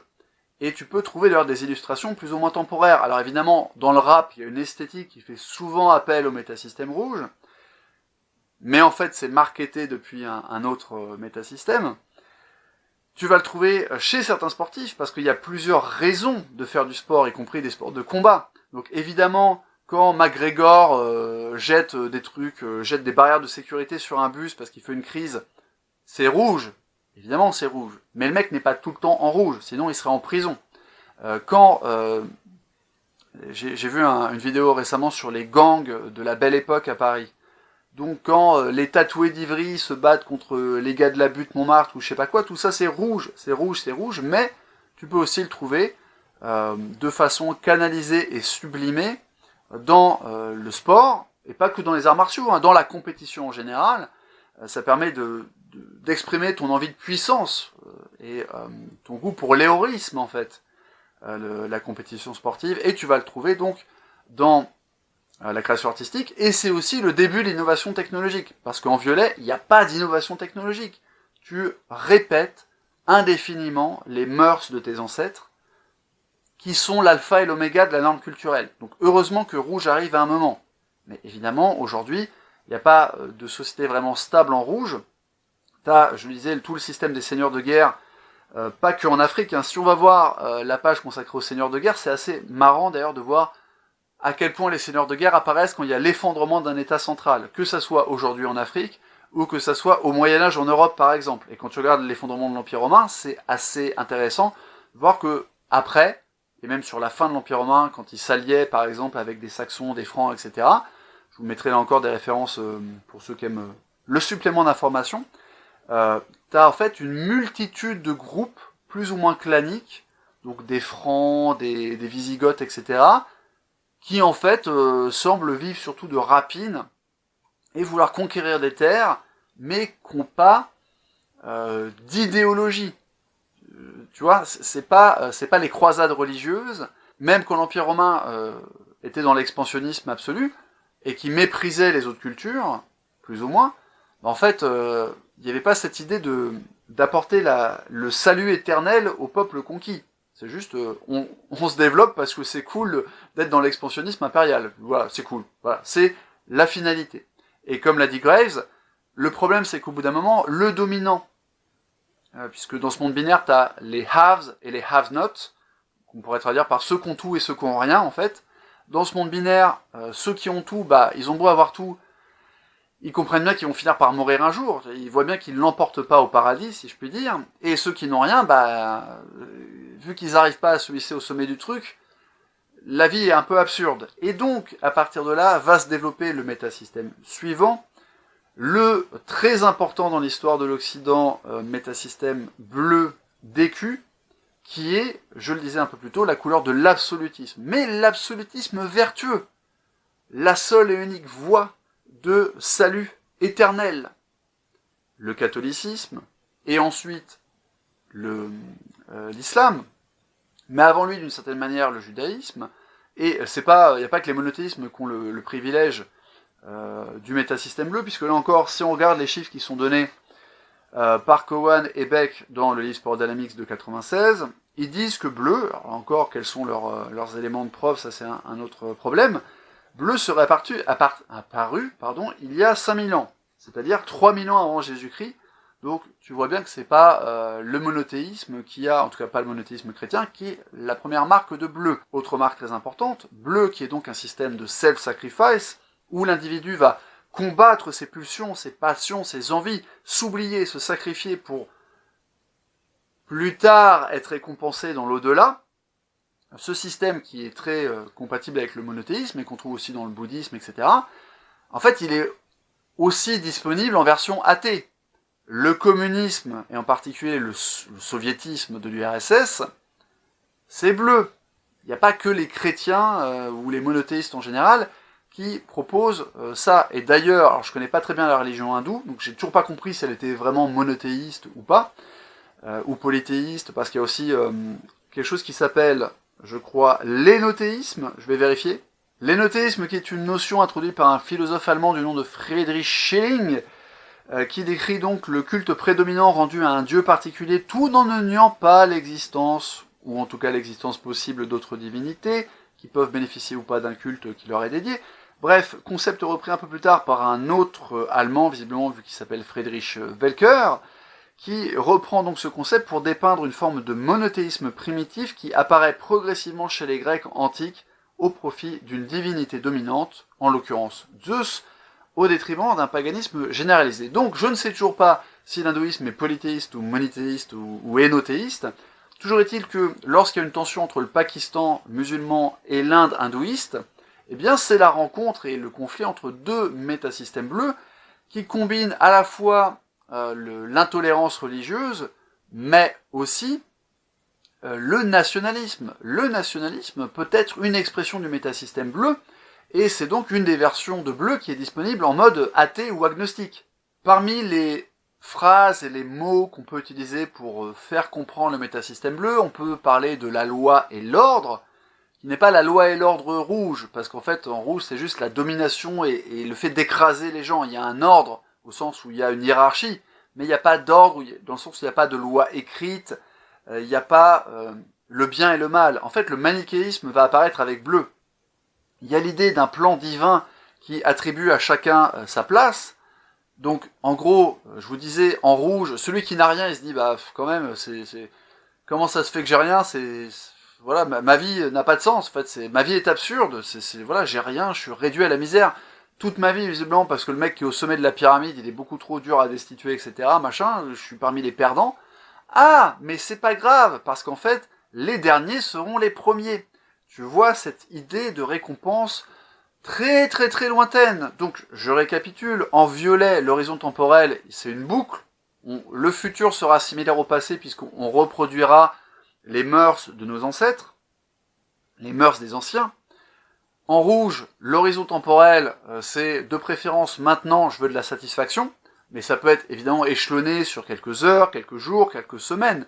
C'est pas que l'instant immédiat. L'instant immédiat, en vérité, c'est beige. Est-ce que j'ai froid? Est-ce que j'ai faim? Est-ce que j'ai besoin de dormir? Est-ce que je veux du sexe?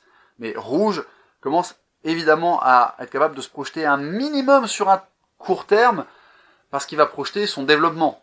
Il va projeter sa gloire héroïque. Avec bleu, l'horizon temporel s'étend d'un seul coup, en fait. J'ai le mot stretching en tête. Il s'étire, il s'étire, il s'étire, pour atteindre cet horizon infini qui est l'éternité. Et du coup, ça peut être l'éternité du paradis ou de l'enfer pour les croyants, ça peut être le communisme comme horizon du salut de l'humanité. Et oui, alors on peut débattre après de la pensée de Marx en tant que telle, parce qu'il montre des signes de rationalité qui viennent du métasystème suivant, il montre même parfois des signes d'humanisme, mais très clairement la manière dont le marxisme a été implémenté en URSS, c'est bleu. Et c'est pour ça que la guerre froide, c'était quoi? C'était un conflit entre les États-Unis, qui n'étaient pas purement bleus, on va y venir, qui avaient accès au métasystème suivant, mais qui avaient quand même une bonne dose de nationalisme bleu, et nous, on a la vérité, opposé aux soviets, chez qui c'était, non, nous, on a la vérité, le prolétariat vaincra, le capitalisme c'est le mal, c'est Satan le capitalisme. Et c'est la même chose quand t'as les tensions aujourd'hui entre l'Iran et les États-Unis, entre les sionistes israéliens, je parle de ceux qui sont en Israël, hein, je parle pas des gens qui sont obsédés par le sionisme en France, les gens qui sont sionistes et qui croient à une théocratie, qui n'ont pas le même Dieu que le Dieu des Iraniens, mais qui ont un projet politique à peu près similaire. Il y a le bien, chez les juifs orthodoxes, voilà, il y a le bien, il y a the one and only true way, c'est-à-dire tu as une seule voie, et cette voie, c'est le Dieu des juifs, ou le Dieu des musulmans, ou c'est la vertu confucéenne aussi.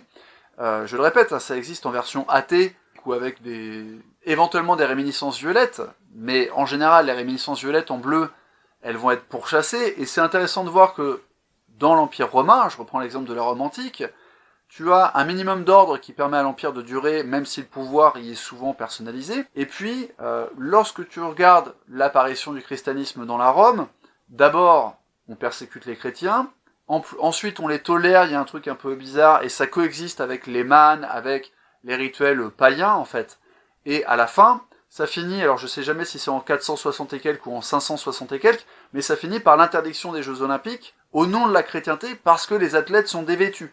Et tu vois la bleue qui arrive d'un seul coup, sauf que avec l'effondrement de l'Empire romain, tu vas avoir cette Europe médiévale fragmentée et beaucoup de tribus rouges, et puis au fur et à mesure du développement du royaume de France, du développement d'une royauté qui serait de droit divin, tu vas avoir ce mélange de bleu et de rouge, et bleu qui va s'installer de façon pérenne en Europe.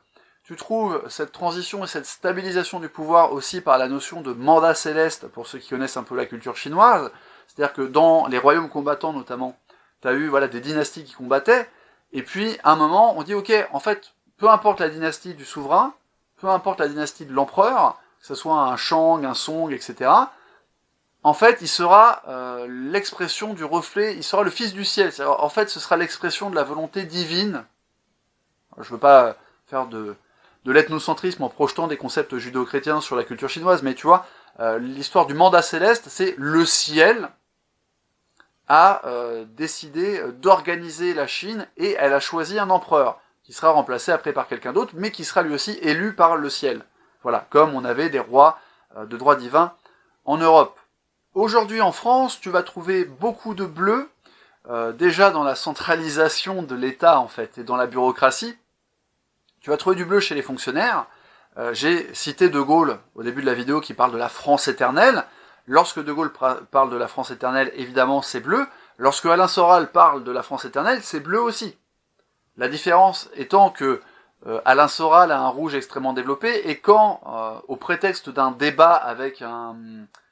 j'ai oublié le qualificatif, un identitaire blanc, c'est ça, Daniel Conversano, il lui dit « commence par me parler poliment » et qu'au bout de 30 secondes de pseudo-débat, il lui met une droite et un coup de pied, c'est rouge. Voilà, mais par contre, ces concepts politiques, qui mélangent d'ailleurs le bleu communiste et le bleu nationaliste, c'est du bleu. Alain Soral, c'est bleu. Égalité et réconciliation, c'est bleu. Le nationalisme de Marine Le Pen, c'est bleu. Lorsque Usul t'explique dans une interview qu'au nom du communisme et de la lutte contre l'oppression, il faudrait s'autoriser à tabasser des flics, hein, ce sont ses mots, c'est pas les miens, c'est pas la peine de faire straquer la vidéo, Usul exprime là son bleu. Virginia Vota, fraîchement reconvertie à ses racines chrétiennes, qui tient des discours sur le fait que l'acte sexuel doit se passer uniquement dans le cadre du sacrement du mariage, c'est bleu. Lorsque François Asselineau te parle de la Constitution en permanence et fait retour au texte, c'est bleu. Et c'est même pas une critique de ma part, après tout, on vit dans un monde assez particulier où il y a des textes de loi mais qui sont respectés selon que tu es riche ou puissant. Bon, donc je critique pas Asselineau sur le fait qu'il mentionne la Constitution. Je t'explique que c'est la manifestation de son bleu. Ça tombe bien d'ailleurs, c'est un ancien grand fonctionnaire. Tu vas trouver du bleu donc chez la plupart des monothéistes, tu vas en trouver chez les Amish, chez les Mormons, chez les protestants, mais c'est un peu plus compliqué pour les protestants. Tu vas en trouver dans l'armée française, hein, et d'ailleurs tu as beaucoup d'officiers militaires qui viennent de familles aristocratiques en France, même aujourd'hui. Tu vas en trouver chez les scouts. Lorsqu'on envoie les gosses aux scouts, ils apprennent justement la discipline, ils apprennent à se sacrifier pour le groupe, pour le bien commun, et ça leur introduit de la discipline bleue. Donc là encore, est-ce que c'est fonctionnel, est-ce que c'est dysfonctionnel? Même si moi le premier, je suis quelqu'un qui à une certaine antipathie pour beaucoup de manifestations de bleu. Déjà, je suis athée, et donc j'ai tendance à me moquer des monothéistes, en tout cas du monothéisme, pas des gens en tant que tels, mais de leurs croyances. Je ne veux pas vous blesser inutilement, mais je ne vais pas non plus mentir sur mes convictions. J'ai un problème avec cet État français qui est emberlificoté dans la bureaucratie, dans un espèce de logiciel collectiviste avec des taux de taxation énormes, et en même temps, une centralisation qui date de la monarchie, parce qu'en France, en fait, on a un peu le pire des deux mondes, c'est-à-dire on a un mélange de logiciels crypto-soviétiques et de logiciels crypto-monarchiques. J'ai beau critiquer bleu sur plein de domaines, sans bleu, il n'y a pas finalement de vraie civilisation. Si une société reste bloquée dans rouge, ça te donne les Huns de Attila ou les Mongols de Genghis Khan. Genghis Khan, je ne sais jamais comment on prononce. Genghis Khan d'ailleurs qui aurait laissé son capital génétique à des millions de personnes. Je vais vous retrouver cette info immédiatement, puisque c'est un truc que mentionne Sapolsky dans Bièvre au sujet justement des différences de culture, de la compétition et de la coopération. Donc il dit, des études génétiques suggèrent qu'il y a à peu près 16 millions de personnes aujourd'hui qui descendent de Gengis Khan. Donc t'imagines bien que le mec avec son rouge de Gorée, il a eu beaucoup de rapports sexuels qui étaient sans doute majoritairement pas consentis. Mais ces sociétés rouges, même si elles sont dans l'expansionnisme, au bout d'un moment, elles s'effondrent s'il n'y a pas bleu qui vient justement substituer à la personnification du pouvoir un concept abstrait.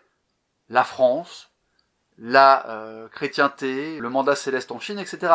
Si t'as pas une transition vers bleu, t'as pas de société stable, parce que il y a des guerres de succession, il y a une succession de meurtres, etc., comme vers la fin de la Rome antique. Quand tu regardes la fin de l'Empire romain, t'as une période où, je crois, en 16 ans, t'as presque un empereur par an, et ils s'assassinent tous les uns les autres, etc.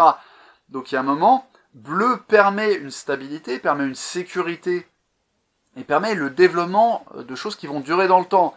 Ça permet finalement de prolonger l'innovation technique de rouge avec de la stabilité. Et c'est très important. Et quand tu regardes l'histoire des universités en Europe, qui était évidemment liée à la religion, il y a une époque en Europe, les gens qui savaient lire, c'était que les moines, c'était que le clergé. Parce que eux, ils avaient besoin de lire le texte, le fameux livre qui donne la voie unique de ce qui est bien et ce qui est mal, de comment se comporter. Et il y avait des universités dont la première vocation, c'était que les théologiens étudient les textes religieux. C'est cette stabilité-là, qui s'accompagne malheureusement souvent d'une intolérance culturelle et politique, et religieuse. Alors je dis malheureusement, là je suis en train d'exprimer mes propres métasystèmes de valeurs, je suis en train d'exprimer de façon un peu anachronique une critique de l'intolérance religieuse dans certains moments de l'histoire. Bon, le problème en fait c'est que cette intolérance elle existe toujours aujourd'hui. Mais bleu, malgré ses mauvais côtés, offre la discipline. Si tu veux devenir médecin, par exemple, et que tu dois faire 7 ou 8 années d'études, je sais jamais, et pour être psychiatre, c'est pire, je crois que c'est 10 ou 11, si tu veux réussir à faire ces études, bah ça demande de la discipline. Ça demande d'être capable de te projeter sur le long terme. Un peu plus tôt dans la vidéo, je vous disais que le protestantisme était un cas un peu à part dans les monothéismes qui fonctionnent depuis un métasystème bleu DQ, et c'est le moment d'y revenir. Quand on s'intéresse à Martin Luther et à la réforme protestante, quand on regarde ce qu'il reprochait à l'Église catholique en 1517, je vérifie la date, n'étant vraiment pas expert en histoire des religions, ce qui est intéressant, c'est que le métasystème bleu est indéniablement à l'œuvre chez Martin Luther, puisqu'il reproche à l'Église catholique de monnayer le rachat des péchés avec le système des indulgences, donc de monnayer ce fameux paradis, ce fameux horizon temporel qui est normalement régi par Dieu et non pas par les hommes. Il dit qu'en fait, l'Église catholique s'est interposée entre chaque être humain et la parole de Dieu qui est inscrite dans la Bible. Donc très clairement, on a un contexte de moralité religieuse avec le rappel, le retour à un livre qui sert de canevas de référence. Donc tout ça, c'est très très bleu, indéniablement. Mais ce qui est intéressant, c'est que en disant que tout est déjà contenu dans la Bible et qu'on n'a pas besoin d'un prêtre pour diriger l'office et que les gens doivent avoir accès à la Bible dans leur langue et non pas en latin, et de cette manière pouvoir se confronter à la parole de Dieu, etc. Et je rentre pas dans tous les détails théologiques, mais là où je veux revenir pour aller à l'essentiel, c'est que il y a une entrée finalement sur la scène d'une marge de manœuvre et non pas de main-d'œuvre, pardon, individuelle. Et vous avez sans doute entendu parler des théories de Max Weber sur les liens entre l'éthique protestante et la naissance du capitalisme. Alors, Weber ne dit absolument pas que c'est la seule explication au développement du capitalisme, mais il y a une compatibilité entre l'éthique protestante et le fonctionnement capitaliste du monde, la place pour un certain matérialisme, parce que le métasystème orange,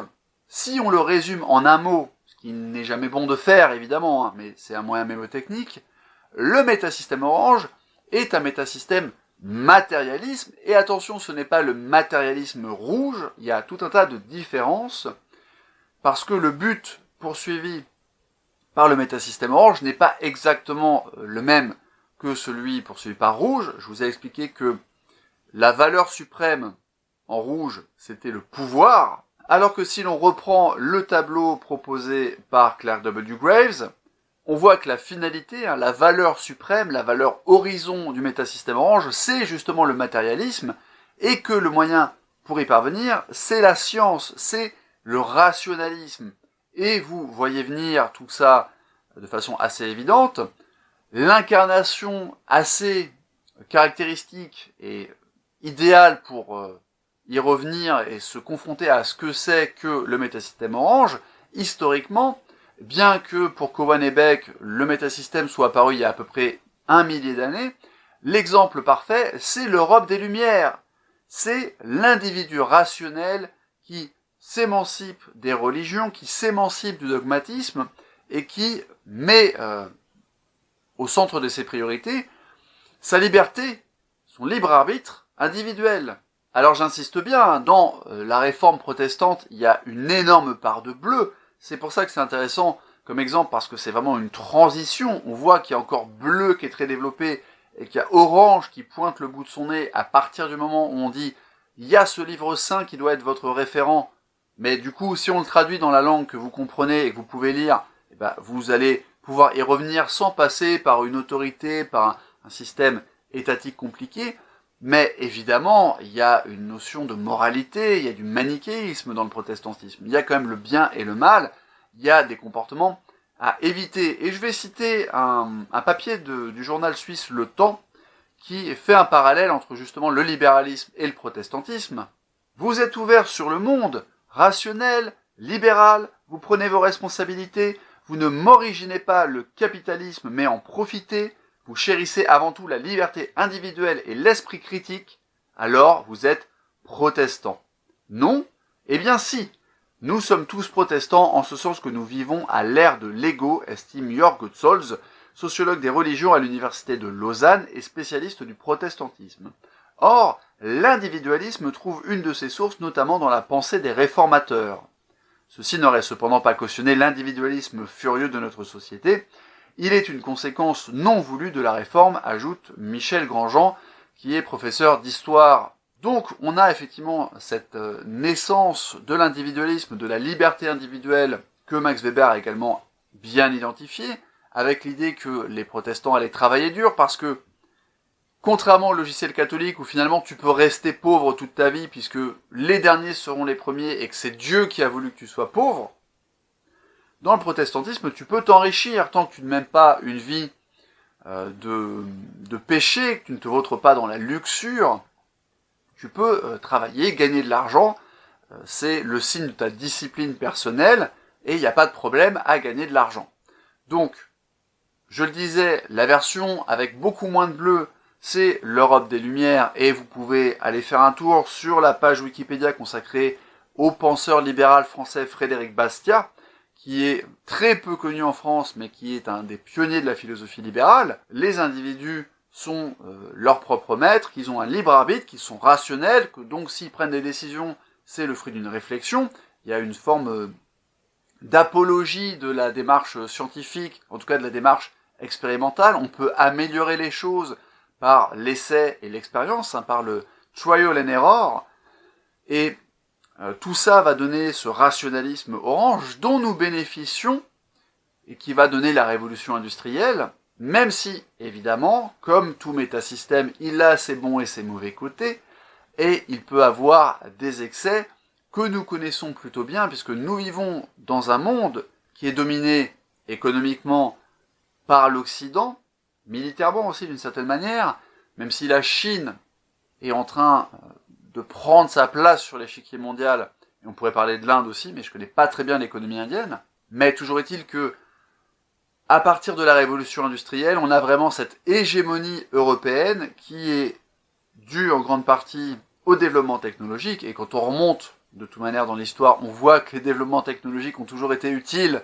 pour qu'un pays ou qu'une civilisation ou qu'un empire se développe et domine ses voisins. Le fait qu'il y ait des persécutions religieuses en Europe aboutit à ce truc qui est assez paradoxal en apparence, de gens monothéistes avec une dose de bleu indéniable qui vont aux États-Unis, enfin, qui n'est pas à l'époque encore les États-Unis, pour y exercer leur liberté de culte, et c'est pour ça que si vous deviez choisir aujourd'hui de façon contemporaine un seul pays pour représenter le métasystème orange, il serait de bon ton, évidemment, de choisir les États-Unis d'Amérique du Nord, puisque ce pays fonctionne énormément depuis le métasystème orange, ce qui ne veut pas dire qu'il est exempt de bleu.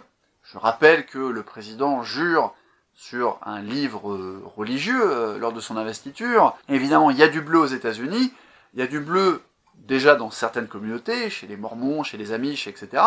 Mais il y a du bleu à l'échelle nationale avec le nationalisme, avec le soin apporté au lever de drapeaux dans les écoles, avec cette conscience nationale étatique, mais ce bleu se combine à un orange très dominant, qui se caractérise par la liberté individuelle, par la liberté d'opinion, même si celle-ci en fait n'est pas tout le temps respectée, par la liberté de culte, qui est complètement différente de ce qu'on pratique en France avec la laïcité, même si la laïcité, à la base, elle vient aussi du métasystème orange, parce qu'elle vient de cette philosophie libérale qui dit, ok, on va arrêter de mélanger la religion et le pouvoir, parce que les gens sont censés pouvoir décider en leur âme et conscience, avoir leurs propres croyances, etc.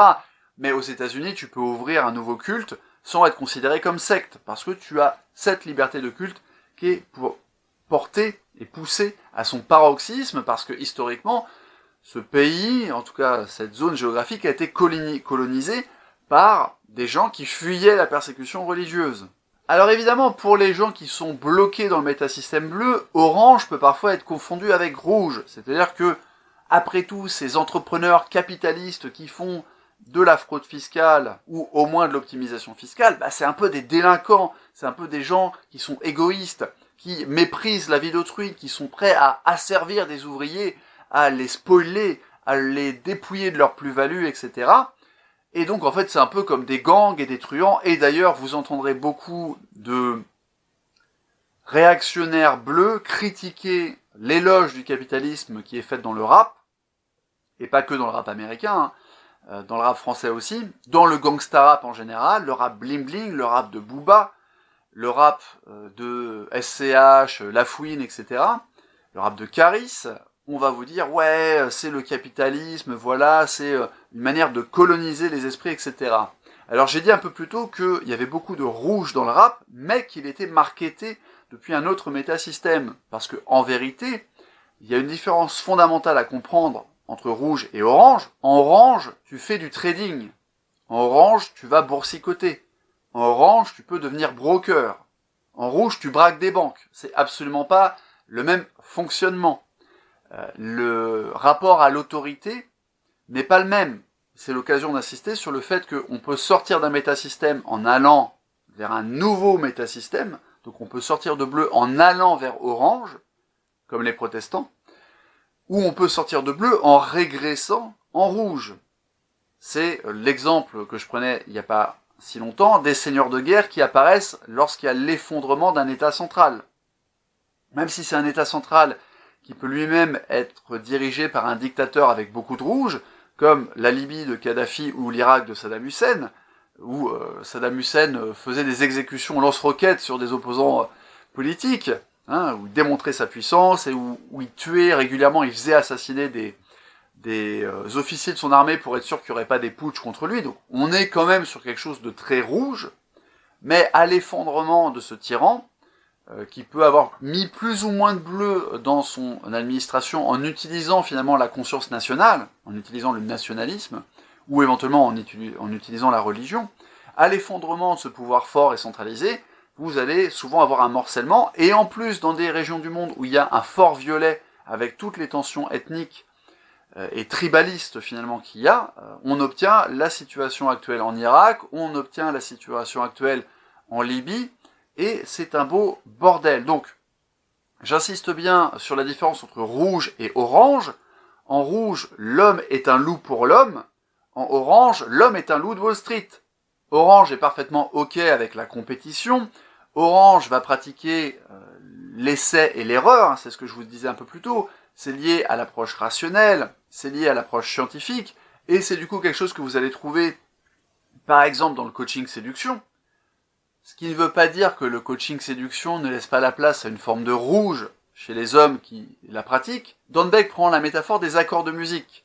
Sur un piano ou sur une guitare, par exemple, sur des instruments qui ont un potentiel harmonique, c'est-à-dire que tu peux jouer plusieurs notes en même temps, tu vas pouvoir faire des accords, c'est-à-dire 2, 3, 4, 5, 6 notes en même temps, et ces 6 notes, en résonnant ensemble, vont produire quelque chose qui est différent de ce que contient chaque note de façon isolée. Eh bien, les êtres humains, et d'une certaine manière les sociétés aussi, même si c'est plus facile de cartographier les métasystèmes d'une seule personne, c'est un ensemble clos plus facile à réduire et à délimiter qu'une société complexe, mais chez un individu, tu vas avoir plusieurs métasystèmes qui sont à l'œuvre, en général une paire de métasystèmes dominants, mais je te l'ai dit, il y a la métaphore de l'oignon, donc tu as les métasystèmes précédents qui sont toujours plus ou moins disponibles, et ça dépend de à quel point ils sont en opposition avec certains métasystèmes. Bleu, évidemment, va canaliser rouge et va éventuellement persécuter violet. Orange va réveiller rouge pendant la transition. On observe ce genre de transition de bleu vers orange avec un rouge qui se réactive par exemple chez Nietzsche. Donc tu peux avoir ce renforcement temporaire ou cette synergie de longue durée entre deux métasystèmes. Dans le cas de la séduction, tu vas avoir rouge qui se réveille à travers le orange des pick-up artistes, le orange de ok, il y a des techniques, c'est rationnel, tu peux apprendre à séduire, tu apprends technique A, B, C, D, etc. Tu essayes. Il y avait une expression dans les années 2000 dans ce milieu qui était rempli d'anglicisme, l'expression dans le milieu de la séduction francophone, c'était field tested, c'est-à-dire testé sur le terrain. Ouais, j'ai appliqué cette technique, machin, et ça marche, c'est testé sur le terrain.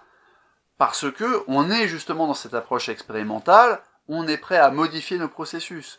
Le Taylorisme, le Fordisme, c'est extrêmement orange. Le coaching en développement personnel commence à partir de orange. En bleu, il n'y a pas de coaching en développement personnel. Il y a éventuellement des pratiques spirituelles, une recherche religieuse, une recherche de la proximité avec Dieu, des exercices de méditation, de retraite spirituelle. Mais on n'appelle pas ça du développement personnel. C'est juste pas possible. Parce que quand tu parles de développement personnel, tu mets l'individu sur le devant de la scène. Tu parles de l'émancipation de l'individu, de son développement à lui. Tony Robbins étant peut-être l'archétype du coaching PNL en plus. Donc la PNL, la programmation neurolinguistique, c'est très orange aussi.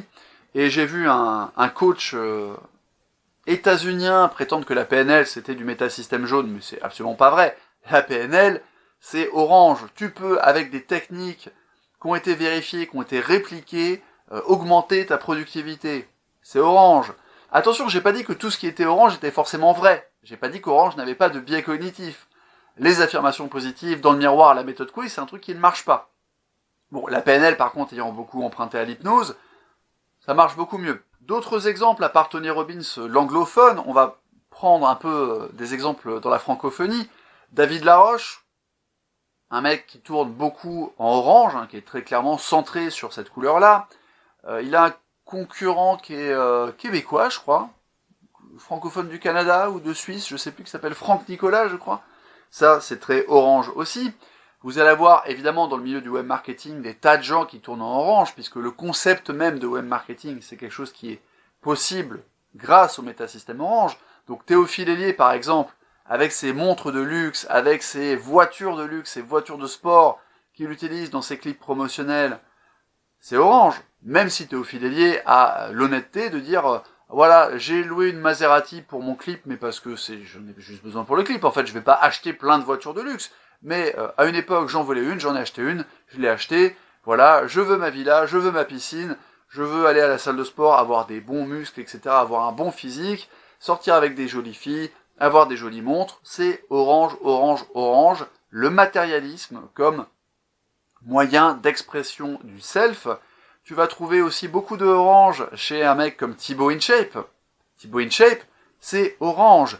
Damn les gens, vous pouvez le faire, on est complètement dans l'expression du self, on n'est pas du tout dans le self-sacrifice, on n'est pas du tout dans la répression du soi, on est en train d'exacerber l'individualité. Alors évidemment, c'est quelque chose qui fait rager les gens qui sont dans des métasystèmes collectifs, collectivistes, parce que, évidemment, le matérialisme débridé d'Orange a des conséquences, entre autres pour l'environnement. Je vous lis là encore une citation de Claire Grève au sujet de la transition depuis le métasystème Orange vers le métasystème suivant.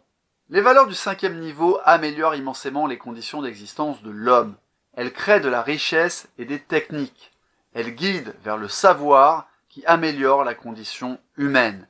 Mais, pour le niveau bleu d'écu, elles sont conjointes du péché, et pour le niveau vert FS, qui sera donc le 6e métasystème, pour le niveau vert FS, elles relèvent du matérialisme crasseux de celui qui est obsédé par le statut. Elles-mêmes, ces valeurs du niveau orange ER, elles-mêmes cèdent parce qu'une fois qu'elles semblent avoir effectivement résolu les problèmes d'existence matérielle de l'homme terrestre, elles créent un nouveau problème existentiel à ce dernier. Il a appris à vivre avec le manque de beige à bleu, et comment dépasser ce manque grâce à orange, mais il l'a appris pour lui et pour lui seul. Il n'a pas appris à vivre avec cette abondance, pas plus qu'il n'a appris à vivre entouré de personnes qui vivent toujours dans le manque. Maintenant, il a un nouveau problème, et il doit chercher un nouveau mode de vie et un nouveau système de valeurs. Graves explique que la finalité du métasystème vert, sa valeur horizon, c'est la communauté, le sentiment d'appartenance à une communauté. Ne confondez pas ça avec le communautarisme religieux, par exemple. Le communautarisme religieux que les laïcards universalistes français critiquent beaucoup dans les pays anglo-saxons, il est permis par Orange. C'est la liberté individuelle Orange qui fait que si les hindous veulent rester entre eux au Royaume-Uni, c'est pas un problème pour les Britanniques. Ça, c'est Orange. Ça n'a rien à voir avec vert. Je parle bien de sentiment d'appartenance à une communauté. On voit l'harmonique avec la résonance qui remonte jusqu'à violet. On a besoin d'appartenir à un groupe. Ça ne veut pas dire qu'on va sombrer dans la superstition. Le métasystème vert n'est pas le métasystème violet. Il n'est pas non plus une régression en bleu, même si dans certains cas, il y a une forme d'ambiguïté. On va y venir dans quelques minutes. Donc, le moyen, la means value, qui est utilisé par vert pour accéder à cette appartenance à une communauté, c'est ce que Graves appelle la sociocentricity, donc on va traduire ça par le sociocentrisme. C'est pas top comme mot, mais il définit effectivement la nature de l'existence depuis le métasystème vert comme sociocentrique. Le but de vert, c'est de vivre avec l'humain. On remet l'humain au cœur des problèmes après l'avoir complètement mis de côté dans Orange, puisque Orange a ce côté matérialiste froid. Le Loup de Wall Street, c'est orange, avec beaucoup de rouge en arrière-fond. Mais en gros, tu amasses les richesses physiques par cette rationalité que j'ai évoquée. Et avec vert, il est temps de dire, ok, je suis riche, mais je ne suis pas connecté aux gens. J'ai pas ce sentiment de fraternité. Même si j'ai des potes entrepreneurs avec qui je vais traîner dans les bars huppés de la ville où j'habite, c'est pas pareil. Je me sens coupé des autres, je me sens coupé de ma vie intérieure peut-être. J'ai besoin de me reconnecter à mes émotions. Et là, tu vas faire un autre type de développement personnel.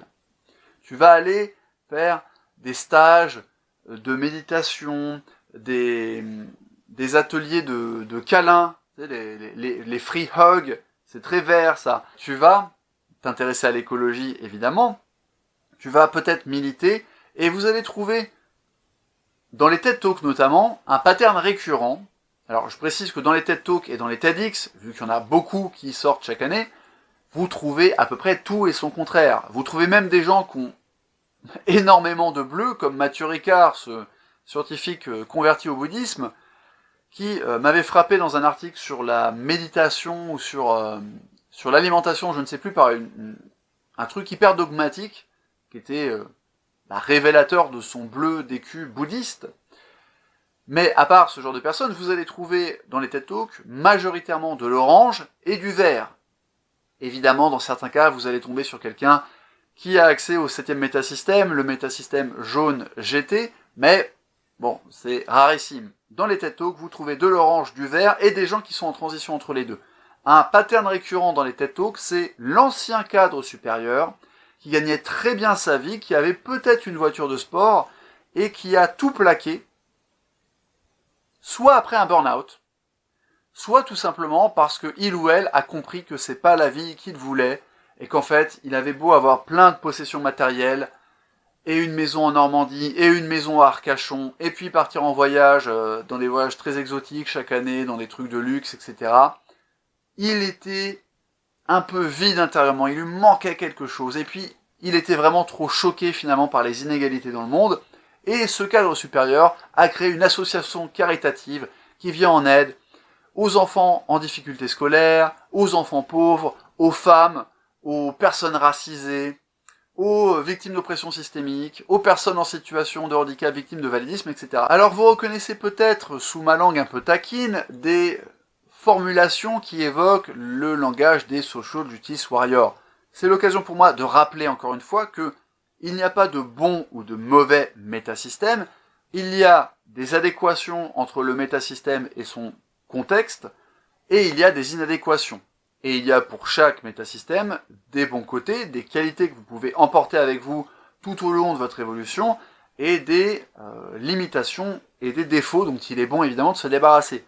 Donc oui, d'une certaine manière, ce qu'on appelle les social justice warriors utilisent une rhétorique qui est la marque du métasystème vert. Ça ne veut pas dire que tous les social justice warriors fonctionnent depuis vert, parce que normalement, en vert, il n'y a pas de violence.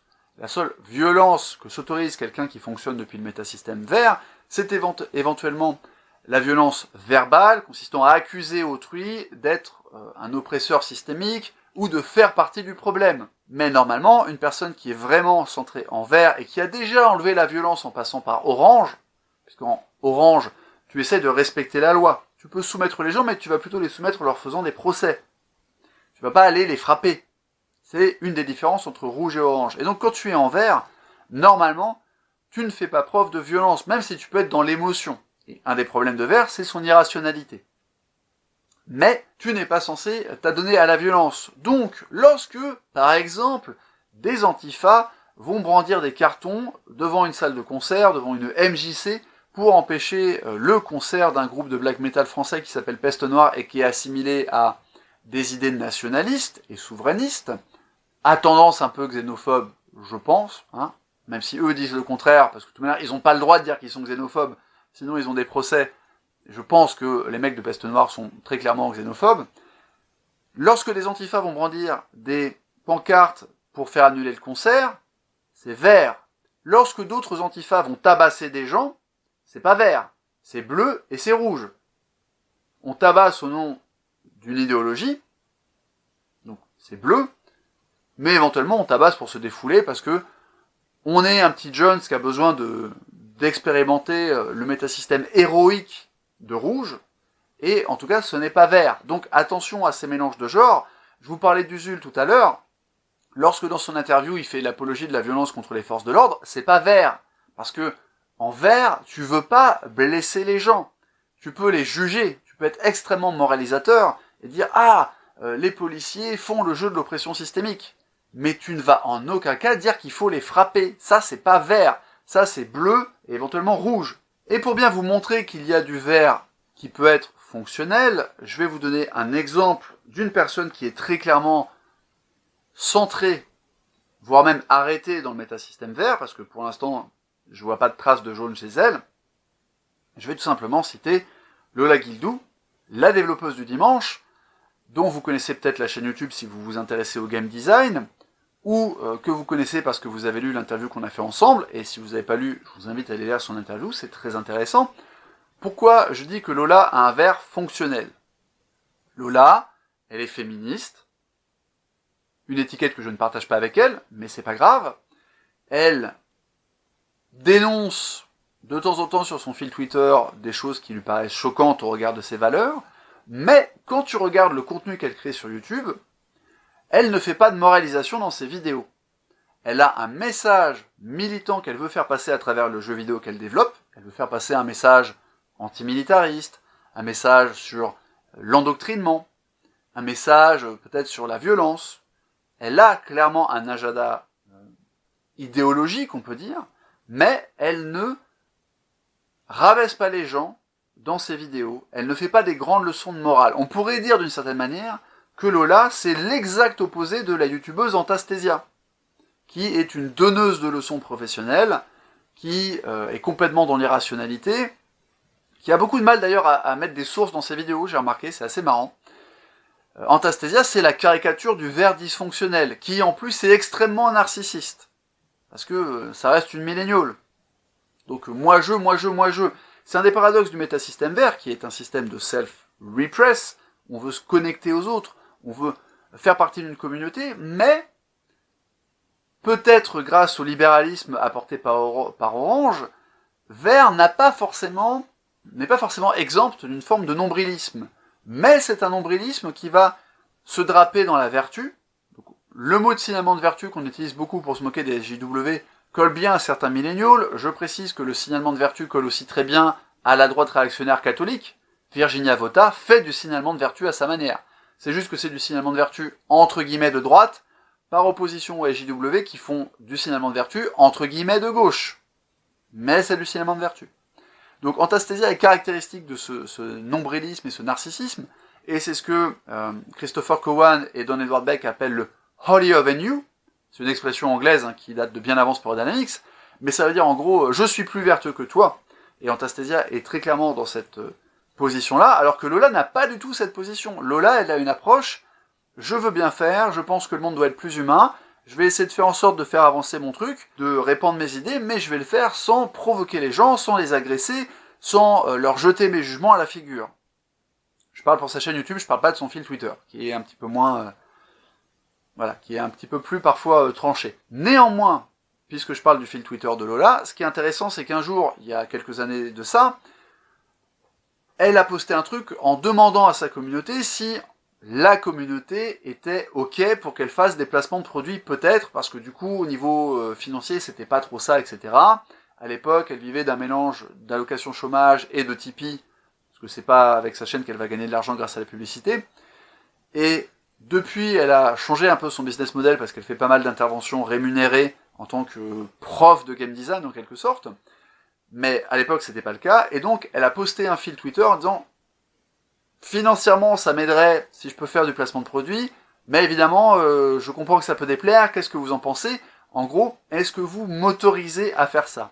Et ça, tu vois, c'est très vert, et le problème de vert, c'est la recherche du consensus. Pourquoi je dis que c'est un problème? Tout dépend des conditions de vie. Si tu es dans l'opulence, et qu'il n'y a pas d'urgence, tu peux prendre le temps de chercher le consensus. Mais évidemment, en situation de crise, ça ne marche pas. Un consensus, c'est beaucoup trop lent à obtenir, et on pourrait peut-être réfléchir à la vie politique d'un des partis écologistes de France, là, les Verts, dont les caricaturistes politiques se moquent régulièrement parce qu'ils n'arrivent jamais à se mettre d'accord. Ils arrivent peut-être pas à se mettre d'accord parce qu'ils n'ont pas de leader, contrairement à la droite, qui a un logiciel plus autoritaire, plus pyramidal, et qui va se voir se succéder des leaders plus ou moins forts et plus ou moins charismatiques et plus ou moins honnêtes. Nicolas Sarkozy, je te vois, j'attends les résultats de tes procès sur les affaires libyennes. Toujours est-il que le problème de Vert, c'est qu'en fait, il n'y a pas de leadership en Vert.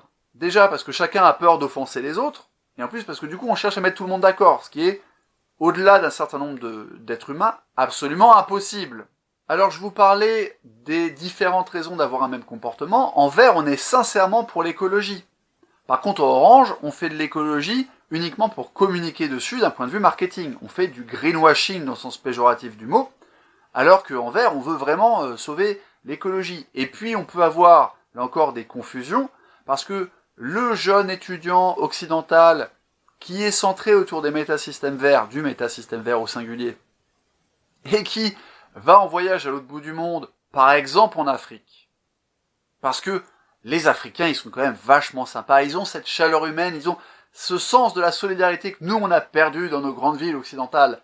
Et bien en fait, c'est un étudiant qui est centré en vert et qui va chercher dans le tiers-monde du violet qui fait défaut très souvent aux gens qui ont un orange démesuré, ou aux sociétés qui sont centrées autour du métasystème orange, et où violet tend à disparaître ou à être malmené. Après, ça va dépendre de chaque famille.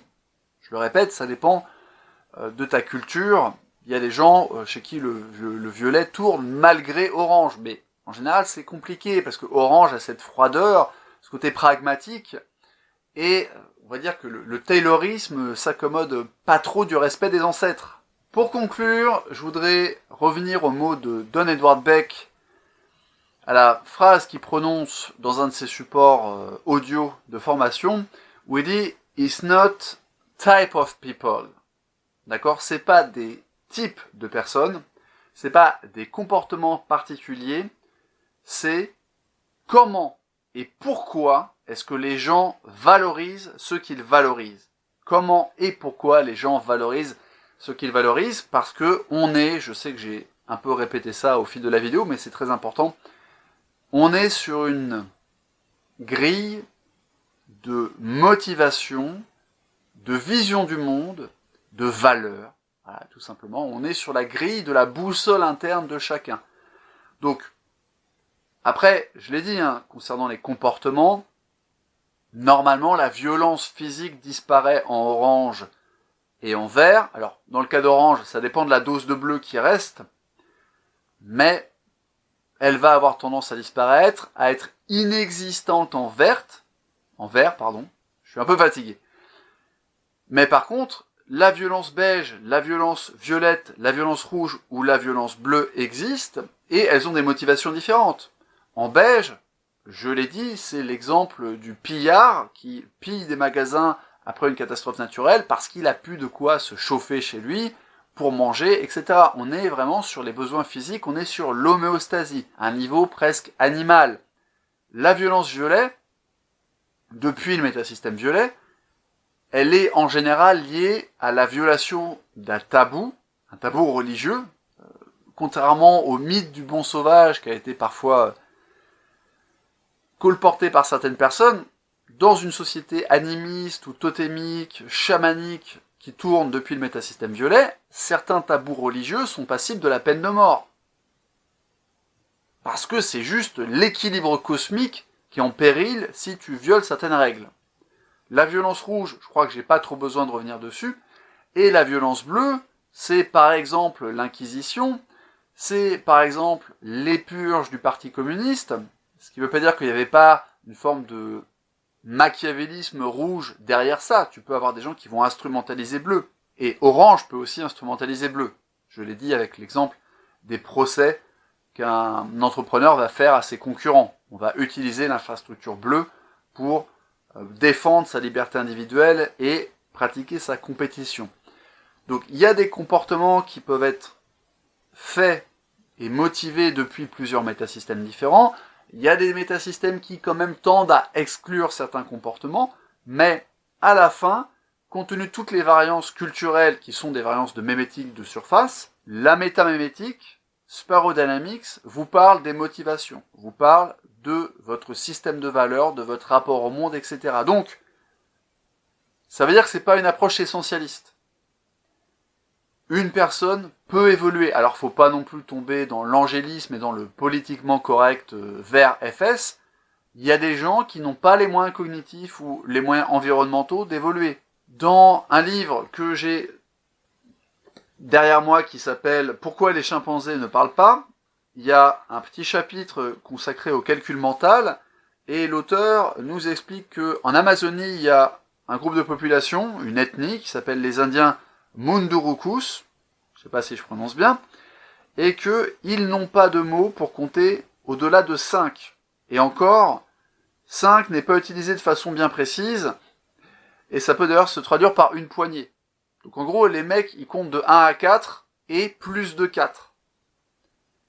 Bon, très clairement, c'est pas une société qui a accès à bleu. Je sais pas si elle est rouge ou si elle est violette, et j'aurais tendance à présumer qu'elle tourne depuis le métasystème violet, mais c'est évident que tu vas pas écrire un corpus de texte pour légiférer sur le monde si tu sais compter que de 1 à 4. Ça va être compliqué. Ça va être compliqué de construire une civilisation bleue. Ça veut pas dire qu'il n'y a pas des enfants ou des arrière-petits-enfants de cette ethnie qui, demain ou dans la prochaine génération, vont pas passer dans les métasystèmes suivants. Il y a sans doute une influence culturelle, et il n'y a pas forcément des limitations génétiques au sein de toute l'ethnie. Mais toujours est-il que les êtres humains transitionnent de métasystème en métasystème, et pour certains individus, un moment s'arrête quelque part. Par exemple, Nicolas Sarkozy, il est visiblement arrêté en orange, il n'a pas du tout l'air d'avoir accès au métasystème vert, et en fait,